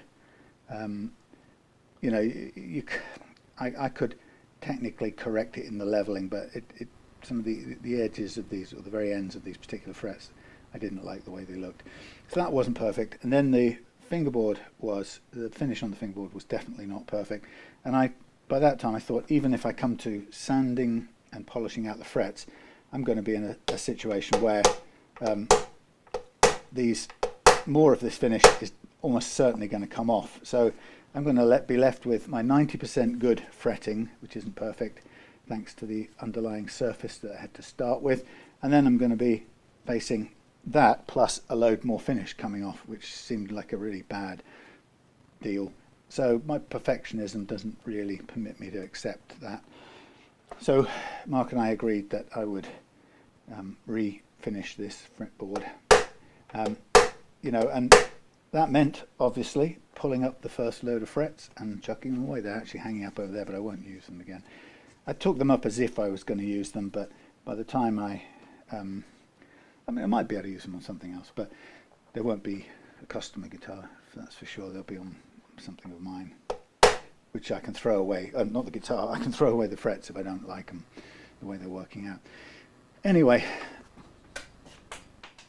thank you. Yes, so yeah, so I pulled all the frets out and then sanded the whole of this finish back to wood, and then started out to refinish it. And the first go at that, I mean, it sounds like a big old deal. The first run of refinishing, I used nitrocellulose, and I thought I didn't want the white, brand new looking wood. I wanted a bit of an amber colour. So what I did was I made sure that I sprayed a little bit of vintage or heritage, what do they call it, vintage amber on the board first. And actually it's a slight problem, this stuff. Where did I buy it from? I can't remember. I think it's Northwest Guitars, but Good, I mean, very good quality material, no complaints about that. But I think the vintage amber is actually a sort of a shade too dark. And what I mean by that is, by the time you've put on a coat that's thick enough to register, you're already probably too dark, a darker colour than you want. And trouble is, it then makes your finish end up looking yellow, you know, very ambery, very yellowy. So, and it actually, if you go lighter spray than that, it actually then looks patchy. So you've got this problem of not being able to get a light enough amber colour, which sounds a bit of an odd thing, but that's how it goes. Anyway, so I took one look at it, I sort of left it overnight, came back the next day and thought, nope. So I took all of that off again, and this time, final time, I decided to avoid that amber, and I used some spirit stain, diluted spirit stain, and rubbed it on the fingerboard. And the plus side about doing that is that when you use a translucent amber spray, you cover over this stuff. And when you use a stain, you don't really colour, because the stain doesn't take to the mother of pearl. It takes to the wood, which is what you want. Whoops, that was a bit sideways. Nearly missed the end of the piece of wood. So yeah, so it kind of colours the wood, which is what you want, but it doesn't colour the mother of pearl, i.e. it doesn't sit on top of it like a layer, which of course when the other original finish was coming off, you could see it was a sort of like a glassy layer, but you could see that it was colouring the mother of pearl, yellowing it. So this is a much brighter mother of pearl now. I don't know if it's closer to the original, but it is definitely much brighter, and we've got the very light colour amber, which I wanted, because it's simply much more controllable, because you can vary the concentration that you use. Now, I'm not sure many people would necessarily use the neck support rest the way I'm doing here, but the reason I am is because it's got a nice big piece of foam in it, which holds, it's like having a bean bag a bit underneath. It's not quite a dead blow sort of thing, it has a bit of bounce to it, but it isn't actually a problem. So when it gives me a good support for the tapping. It's like so, and it's directly supported there. And then in a minute, when I get to here, I'm going to put the guitar down. The hardest part about, well, let me finish what I did with the finishing. So to refinish this guitar, once I got the colour right, then I just built up on top of that with clear satin nitro, which actually was a little bit over shiny. It's the stuff I've got in my 5-litre jars of it. A little bit too shiny for my liking, and we didn't want a gloss finish. We didn't want a kind of new looky thing. So what I did was I put on about 6 coats of that, and then I wire wooled the finish back to a sort of really nice dull look that it has about it. I'm just looking at this one here. There's a bit of roll off on these frets, which I don't quite like, but I can't bend them, and I don't want to try and bend them to match. Maybe I can get a little bit of a squidge on them, but I won't go too far up that way. Yeah, we don't want to run the risk of lifting out the fret at the other end, sort of thing. Anyway, yeah, so I put the clear on, and then I wire wooled it. What's this? Oh, come on, please. I thought that was a flake of, it couldn't be a flake, it's a piece of glue. Huh. Anyway, so that was great. That came out of this colour and this nice finish. But then the challenging bit I had immediately after that then was to clean out the slots. Now, some people like to use little sort of PTFE strips of card which they put in the slots, and that keeps them clear of finish. But the problem with that is you get a build up around those bits of stuff, and then you have to over sand the whole thing again to get rid of it. And I sort of wanted to avoid that. Now this is, am I mistaken? No, this is the, I'm going to treat this as the first of the perfectly beveled ones, although it actually isn't. It's a moved around one. Yeah, so if you don't mind completely refinishing your flat sanding your finish, then you can use those slot blockers to make sure that your slots don't get filled up with finish. But I didn't want to do that, so I let them fill up. But I had some sawdust that I let build up in them from a final light sanding, and then that, obviously the finish went on top of that sawdust and made a kind of a filler,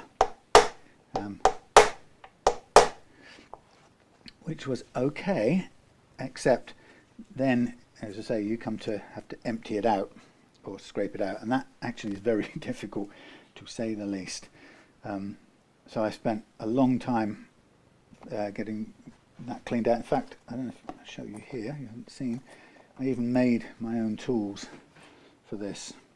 So I took a thing that I don't use at all, which is this fret protector strip, and you can see I cut little scrapey teeth onto it.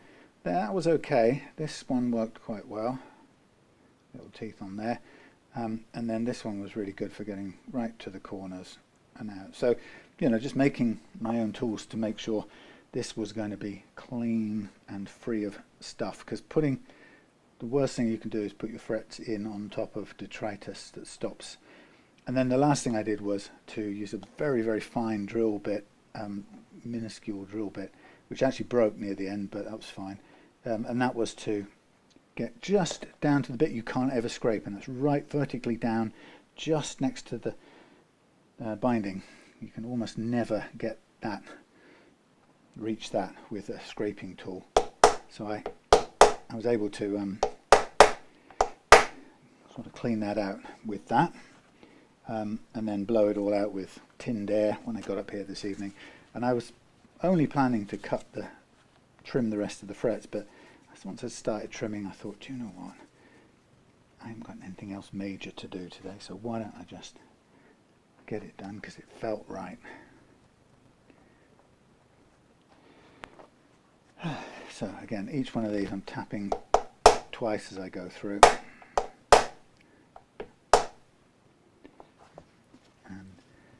And getting the fret ends to sit perfectly right is always a difficult thing. Some people I know use a little bit of super glue and press them down. That's, because when you're making the overhangs, obviously they tend to sit up very slightly, because you've cut away the tang, so if you like, the fret end part is flying in the fresh air, and so you get a little bit of lift. You possibly could distort them a little bit so they press down. I'm not sure I would want to do that, so I'm happy with the way it is. There are a couple of blemishes now on this fingerboard from a tiny slip here and there when I was scraping it. There's one at this end and there's one down here. Hopefully the majority of them will be covered by the fret tangs on these jumbo stainless steel frets, but it's a very challenging and difficult process, really, and it takes time and patience and experience. And now what I'm doing now is I'm tapping home one of the pre-cut ones, and what I've just realized is on this one I haven't done any pre-rounding. So on the other ones, this is technically further out than I need to start this process. Normally what happens is you can't get the end bevel in beyond a certain point, and so the last few frets have to be pre-shaped and pre-rounded and softened off and all as much as you can before you fit them.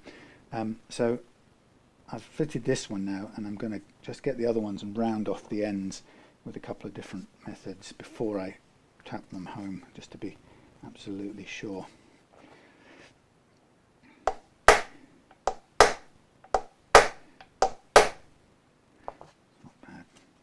Okay, so let's just rotate this off a minute to one side. It's nice having everything covered up as well. So I'm going to get me, what am I going to get? I'm going to get me a block. I'm going to get me a tool.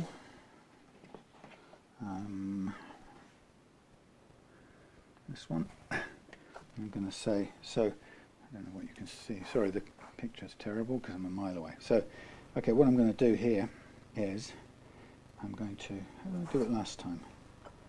Did I do it like so? Maybe I did. I'm going to get the fret, this is ready cut to size, and I'm going to round it off on the edges using the same tool I would to do it with the frets that are on the guitar. So this is just sort of doing them a bit in advance, and that rounds it off. And I do the other end, and I'm going to do it for all of the remaining frets, the ones that I need to be shaped off before they get pressed into place, and that reduces the amount of work I have to do on them to a minimum. Once I've done that, what I'll then do is I'm just going to sand them round with my hand manually, and then I'm just going to round off this sharp corner a little bit, and then do the other side. So it's not the end of the world. It doesn't. We still need to kind of sand these off, but it's started the process, and it's rounded it all a little bit. And you can spend as much or as little time doing that as you feel comfortable. I'm sort of rotating it between thumb and fingers, and then that kind of gets ready to go in there when you're ready. I'll just place it there for now while I get each one of these one by one. So you probably might not have to use this one here, like so. I'm kind of going both directions. Oops. There you are. Hello.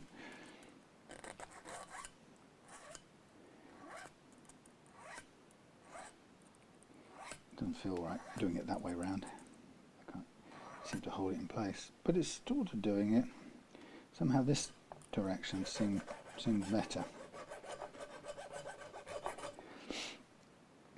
So it's a bit fiddly and time consuming, but you can see that in 20 minutes or so I'll be done with this fretting, and then it will sit then till tomorrow and they're dry, and then I will use the end beveling file to square off the ends, and then we'll be into the process of putting all the hardware back on. Actually, before that I'll do the pickup change on this one. And we'll put all the hardware back on after that, and then we'll refit the original strings, which I've got sitting somewhere there, possibly. I've forgotten where I put them. We had a set of 8s stashed away, and then we'll put those original sacrificial 8s back on, and then do what I call the geometric setup, which is the basic setup as if we hadn't done a level. Sorry, I haven't done a refret. So it's like I would do on a normal. It still doesn't work this way, does it? No, it cuts much better this way. I knew there was something wrong. Yeah, so, and that, in a way, that seems like still quite a long way away. It feels, once I've got this right, everything else feels straightforward. You know, this is the ultra critical bit. So I've still got 5 more of these to round off and pre-prepare. I mean, I could do this stuff on the guitar, but it's so much better to do it first because there's so little access up here that anything you do up at that end risks banging into the finish and causing damage. So it just makes real good sense to avoid it. Now, am I the right way around? No, I'm lost. It's that way around.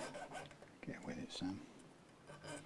So today was the day that it rained, and I think that's the end of the lovely late summer's weather, and we are heading into good old-fashioned autumn fairly quickly, and then our usually quite mild winters, ready for the whizzing around of the spring season again.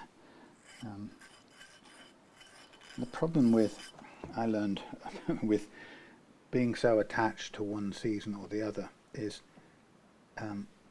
it's transient, obviously, but you're always in a state of expectation and then kind of loss. It's a very, from a Buddhist happiness, satisfaction, contentment, non-suffering point of way,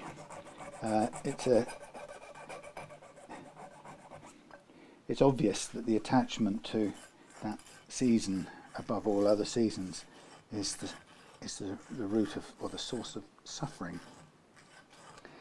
And it's funny because we some of us over-identify with it. You know, I just love it. I can't wait till the trees start to go green, and then everything bursts out, and then there's that perfect first warm evening where everything's green, and it couldn't be greener if it tried, and yada yada yada. And deep down inside, I know I'm setting up my own suffering because I'm over-identified with that particular point in the season. And of course, the truth of the Buddhist wisdom is that acceptance of the moment and any and all seasons is the root of, or it's where you can let go of the suffering. Just accept that, not identify with one season or the other, not to be waiting for one to go in order to get to another, because that will speed up all of them. Before you know it, there won't be any time left. But it's the root of suffering, that lack of acceptance of what is. And Eckhart Tolle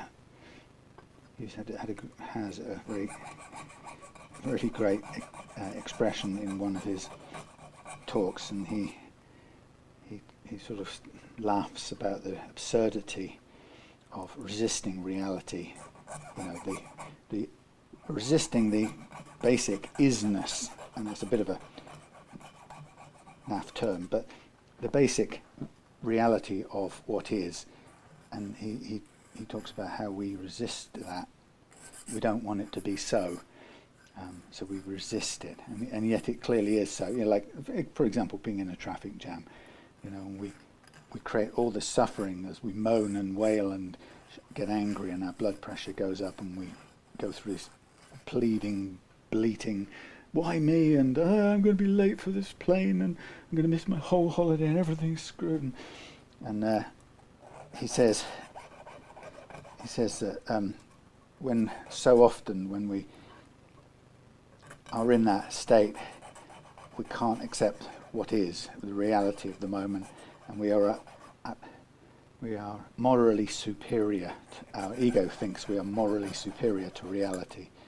And I just think it's a lovely expression, and I see that in craving the spring, as I have so often done, or often accidentally find myself doing. And it is a mug's game. I don't want reality to be as it is, and even down to that little example of being in a traffic jam. I used to get so angry, and I could feel myself deliberately working myself up into a kind of froth of tantrum anger. Why me? I'm going to miss this. This is going to go wrong. That's all ruined. Everything's screwed. Blah blah blah blah. And I would get completely and utterly cheesed off and freaked out and go crazy. And then I eventually learned to be at one with it.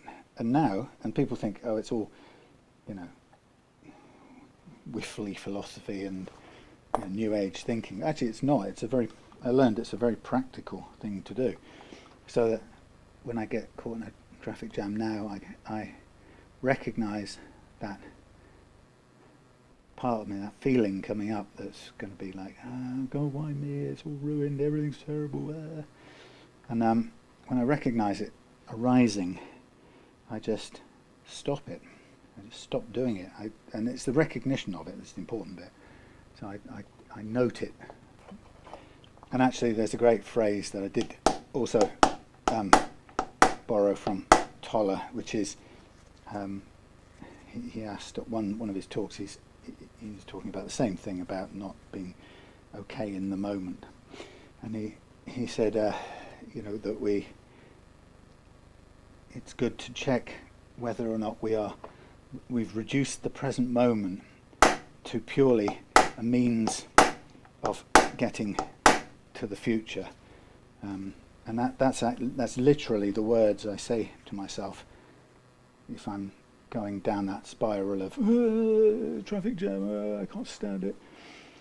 And I will catch myself, smile inwardly and say, in his little German Eckhart Tolle voice, I'll say to myself, Sam, are you reducing the present moment to a means of getting to the future? And to do so is just an absurdly stupid thing. Now, is that right, or am I too far in? No, that's okay. I'll let it off. Or do I need a? This is so precise. When there's a tiny little gap either side, you either get it smack bang on, or you can pull it again and just move it a nth of an inch, and it is literally the tiniest bit of an inch, a fraction of a millimetre even.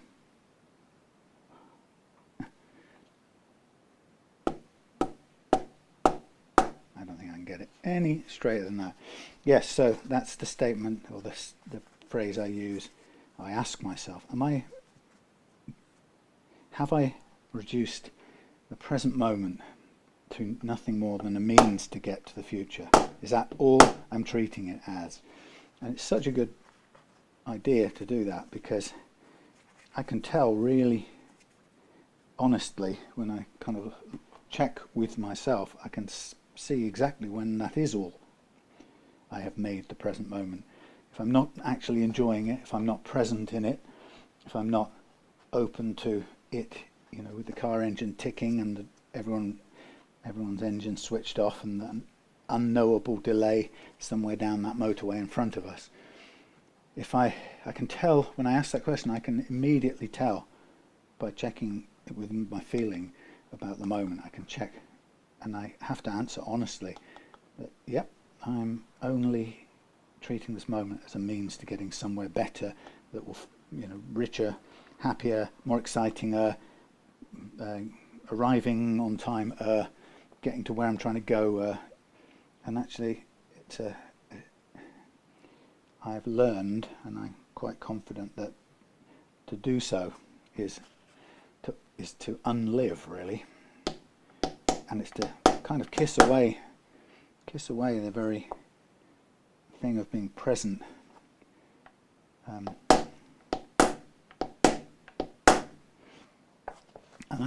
I genuinely use that in any situation, even here.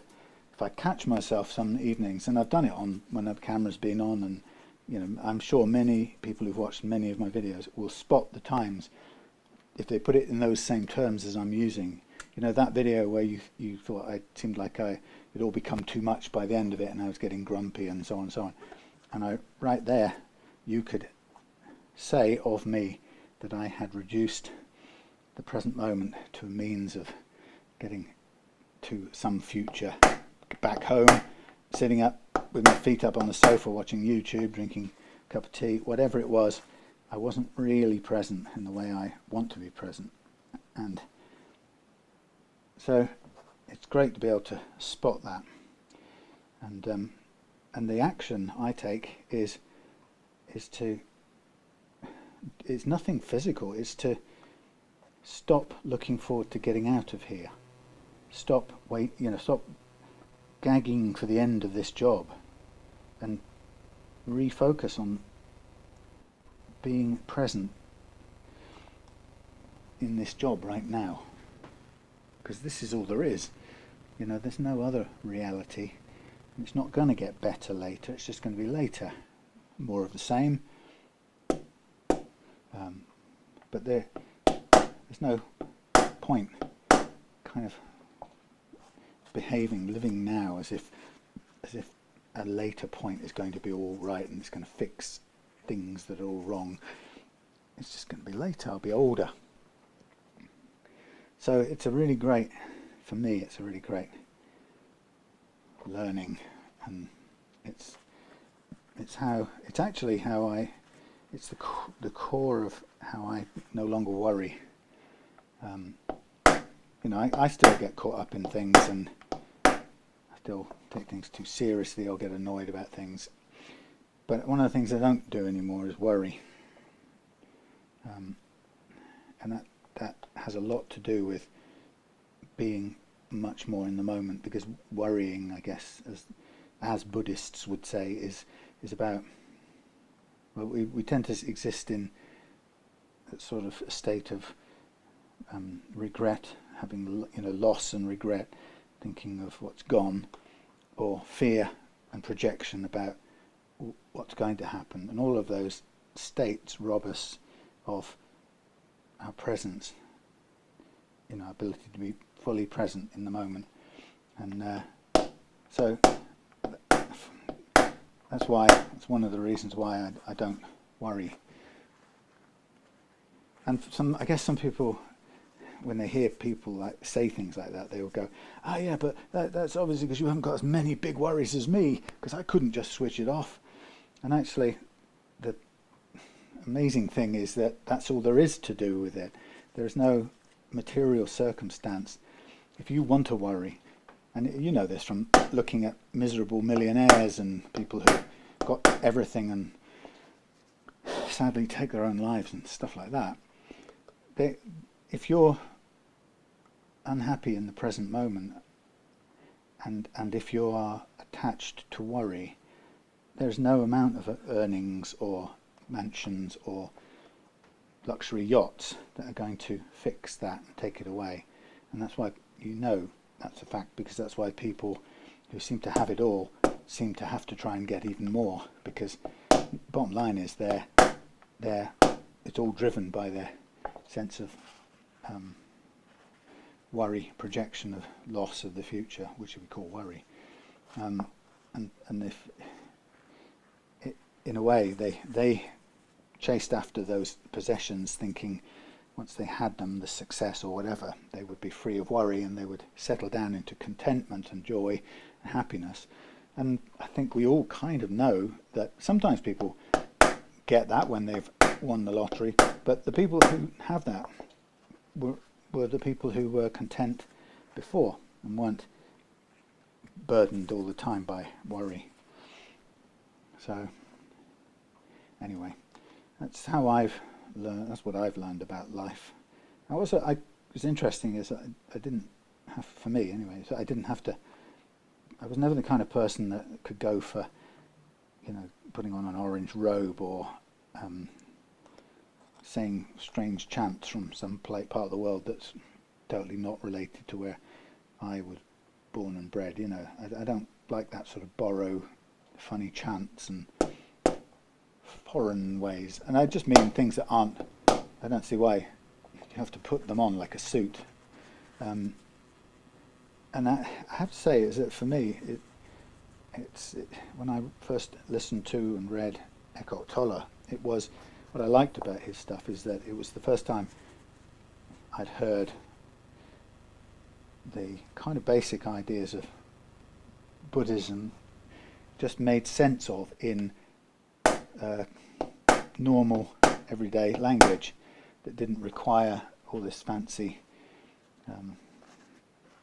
chanting in funny dialects or languages, which just seemed it seemed like a put on, and I really like the fact that the understandings that I have about those basic principles, if you like, Buddhist principles, I can practice them in the car when I'm about to get peed off and frustrated, or right now when I'm doing a guitar refret and I find myself suddenly thinking, oh, I wish I was at home, I wish this was done, I wish this was over, I wish I could turn the video off and stop talking.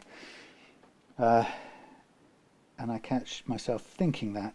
I have the awareness to know that that's my battleground, or my enemy is that point of view about life. And when I find myself doing it, just having the awareness to know what the antidote is, which is to settle down into being more present right now, being more here and now than less.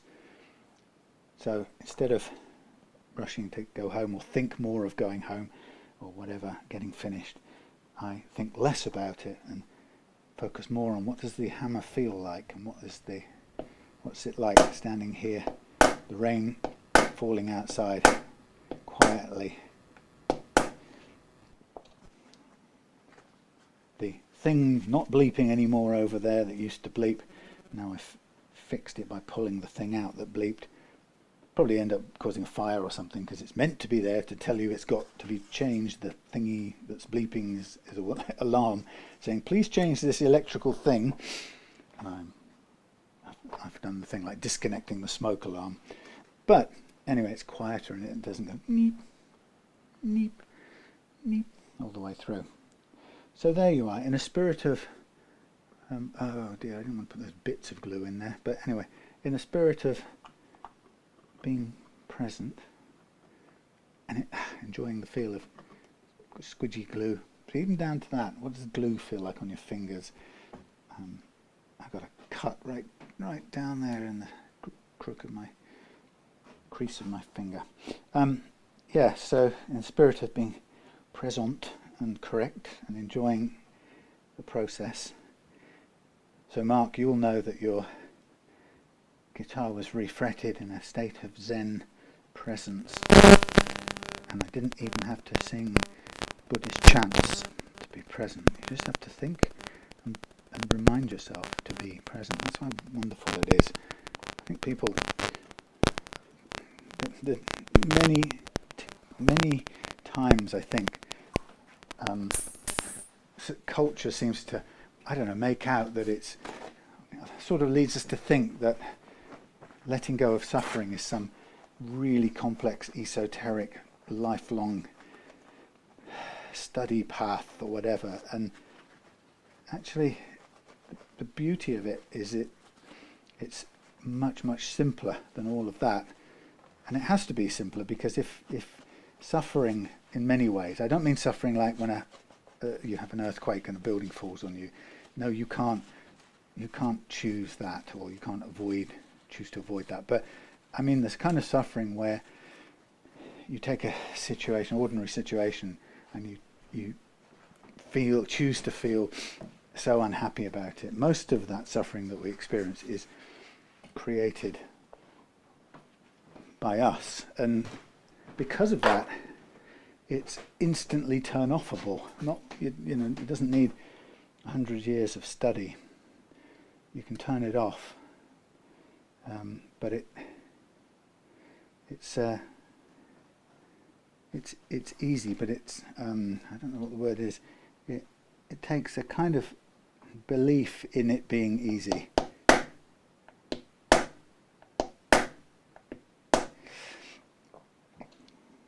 And I think more than anything, it takes the awareness to know. So for me, like I said, I have a couple of very simple shortcuts, really. And that question is, right now, if I'm honest, am I treating this moment as if it's just a means to getting to the future? And it's really easy for me to tell when I am, So that's an incredibly easy lever for me to pull, to know that's what I'm doing. And then as a result of that, I can choose to stop doing it pretty quickly. And you know, from my experience, that little action there actually contains the sort of essence of everything you need to do to switch from choosing to suffer in most situations. I don't mean, you know, having your legs pulled off by a bear up in the Appalachian Mountains, but you know, most of the stuff that most of the daily misery we create ourselves is created that way. Now, that's my experience, and I'm sticking to it. I know somebody will go, "Oh, we should just shut up talking your philosophy." Well, sorry, go somewhere else, and please don't waste your time writing comments, whatever you do. I mean, only an idiot would come across something they don't like and then stay there even longer trying to be right and get into an argument. That's truth. I mean, really, only a fool would do that.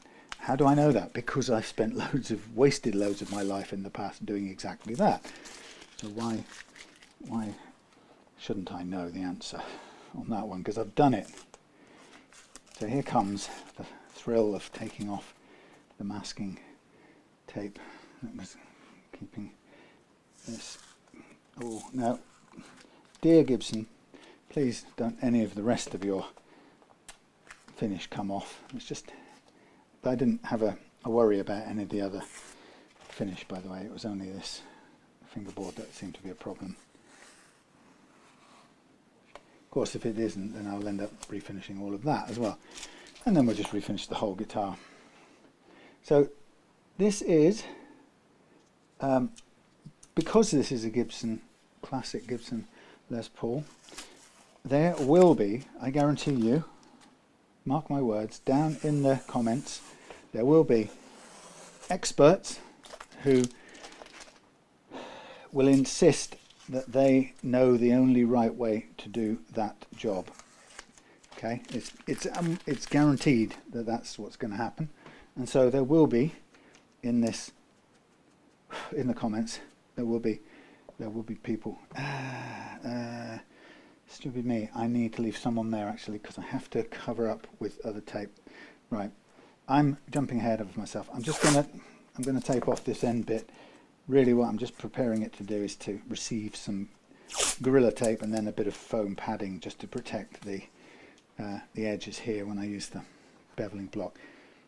So I'll leave that till tomorrow. So everything's in.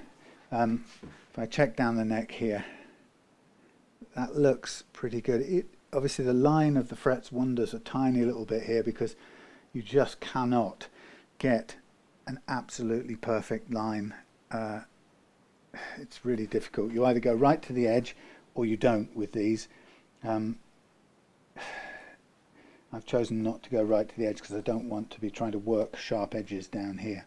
Anyway, this will obviously cut all in the same line when we do that tomorrow. And everything's looking good. Yeah, I mean, there probably are going to be small rockings now. Tiny rockings. No, not much. Little one there. Bigger one there. I wonder if that's a thing that's worth tapping there just in case.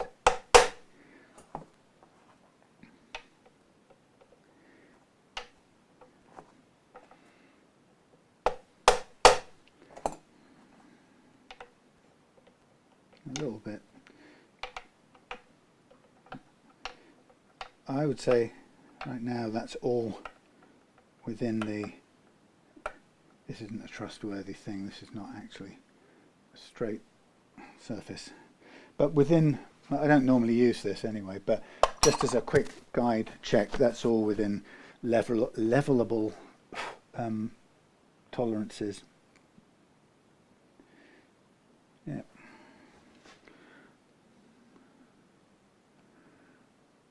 Yeah, it's slightly rounded off, this fingerboard, and it's, well, my experience is using a radius block, it's almost impossible to get it all back down to to clear up that little bit of rollover on the edges.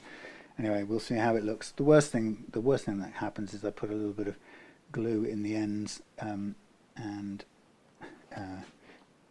that just fills any overhang there might be. I'm just going to look and see if it shows any. No, it doesn't move. It's pretty solid.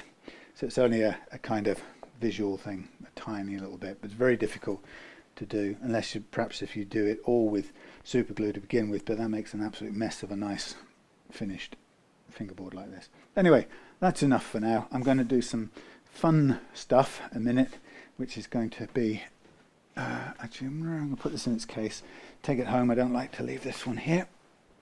I'm going to do some fun stuff, namely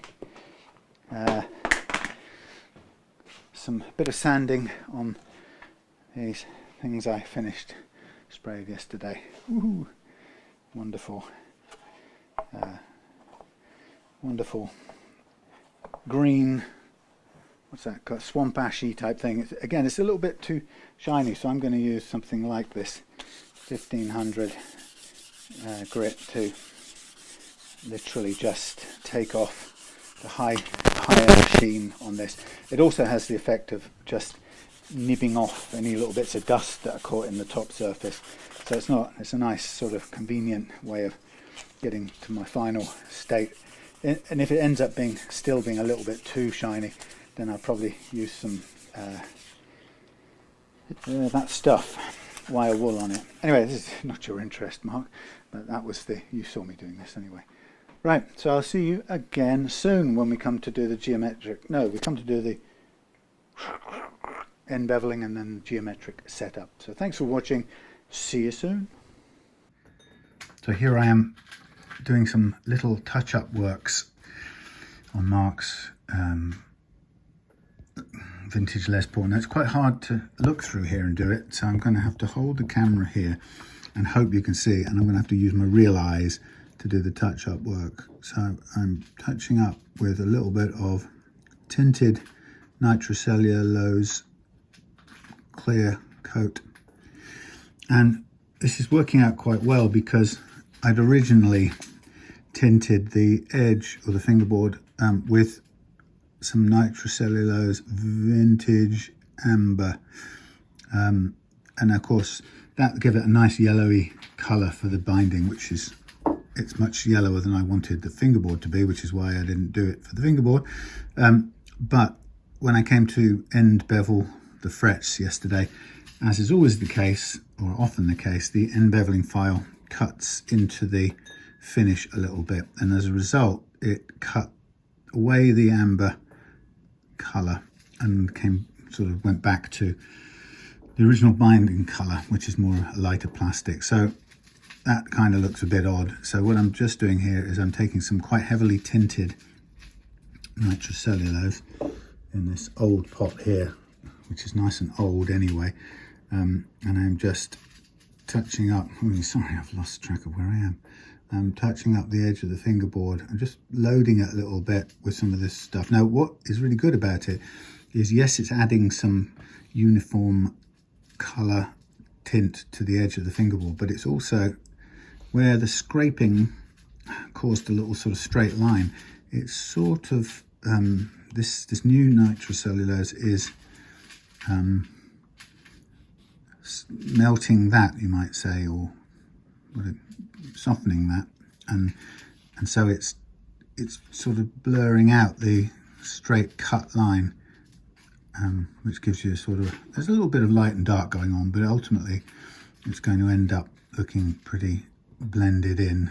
So I'm just doing very careful blobs of strokes of finish, keeping it hopefully to a regular level of thickness, because I'm going to also, when I come to sand these frets out, sand and polish them out, I'm going to sand over the edges of the frets, so I'm going to be sort of bumping into the finish again with sandpaper. You can't really sand and polish out a set of frets without somewhere contacting the finish.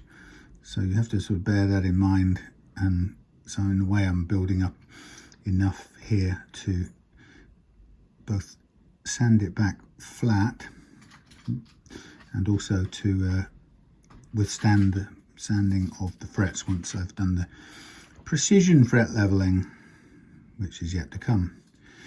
So having done the fretting, I now have to put the neck on, it's on, put the bridge on,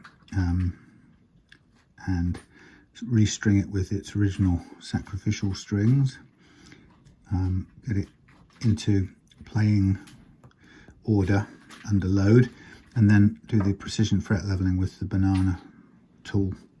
And then once that's done, then it'll be time to sand and polish out the frets, sorry, recrown, and then sand and polish out the frets. And at that point, I'll take care of softening the fret ends as much as possible. So this is not so great doing this one-handed, but it's not too hard. And it's a nice thing to do on a rainy early Monday afternoon, to take my mind off the fact that I can't be out there in the hammock. The trauma. Now what I do at this point is I move this over here out the way, and that, oh Christ, that to there, something like that. What I just want to make sure is that, sorry about the camera view, I only have two hands. And then I'm going to put this down flat, as you can see. And I'm just checking to make sure I didn't run over the edge of the fingerboard here with any of that finish, which I haven't. And had I done so, I'll just quickly take a bit of, what's that thing? Paper. Sorry about the camera view again, upside down, action shot. Which way up am I now? Oh yes, I've already done the one side. This is now the other side. It's hard to see. So I'm going to do the other side, but it's a bit of a crazy angle. Yeah, you can't see, I can't see, you can't see. It's hopeless.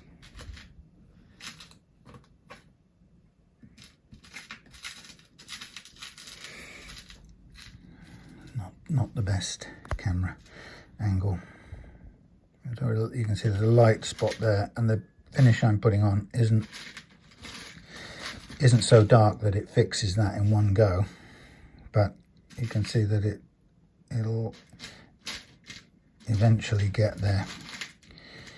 I was just commenting on a weird thing that happened. Is I put a picture up yesterday, borrowed from somewhere, which was, I saw it on the Facebook page, Guitars with Existential Dread, which is always a fun place where people put monstrosities of guitars on Facebook for everyone to laugh at, except their inventors who made them in good faith. But and on this page there was a picture of a kind of the most mangled looking so-called Gibson headstock in the world. Anyway, but what's interesting is that since I put that there, I get loads of people commenting on it on Facebook that I've never seen. Most of the time I recognise people coming by and leaving comments, but these are all strangers from somewhere else, and it's hard to understand why. And I'm sort of asking myself, is it because somebody shared my page somewhere that I don't know about, and a bunch of people in another guitar related page are going, oh yeah, go over to Relove Guitars because he's got this picture, which I borrowed from the other site anyway. So I don't know the answer, but I just seem to get this, I can't see this and film and do it.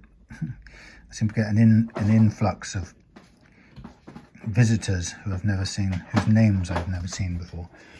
Anyway, I'm not complaining. It's all good for community participation and stuff. And so when you've got a bad back, standing above the piece like this and doing this is not easy. And the camera work is terrible because I'm really more concentrating on not spilling or painting in the wrong places than I am worrying about the camera work, as you can probably understand, since we're dealing with a vintage, broken vintage 1978 Les Paul. Just checking the edges here. We're all pretty good. Let's just double, triple check.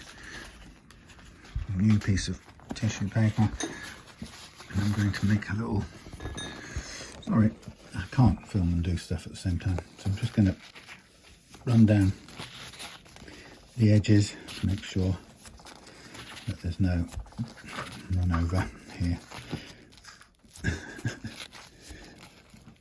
And I'm going to change paper at some point, because if the first one has got some stuff on it, I don't want to be spreading it over the other frets.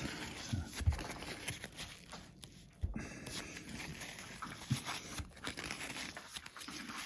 Before you criticise my camera work, you try doing it. It's not easy. And people are thinking, well, why isn't Mrs. Relove filming it then? She's doing my own thing. She's doing her own things. You didn't ask, no. Actually. Right, now you notice how I like to work in an untidy workshop.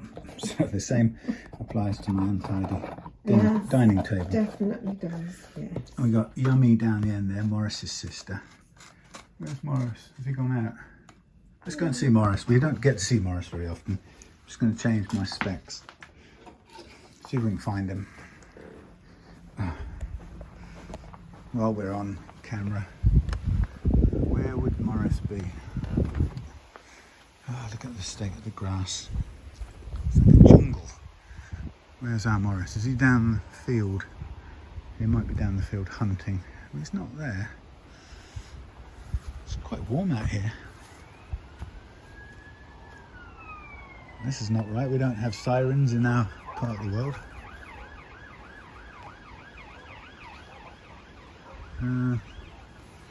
Let's see if I can find him. He's not out there. He'd normally come if I call him, but let's go and find him. You hear that siren? Oh no. Bad things are happening. Morris, where's Morris?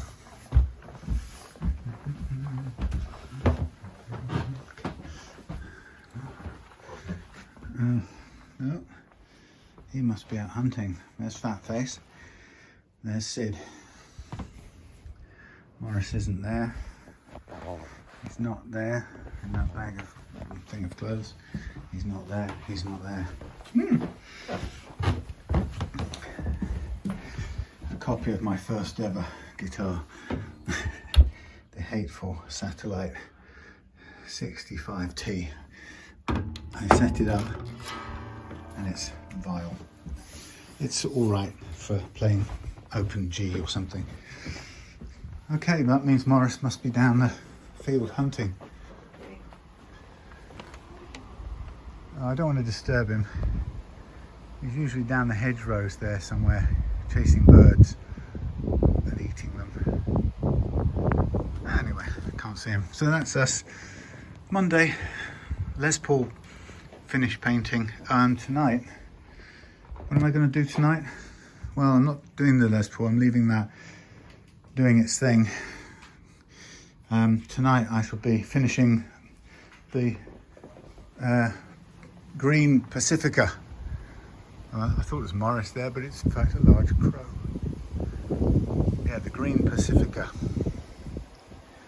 That's what I'm doing. Okay, see you later.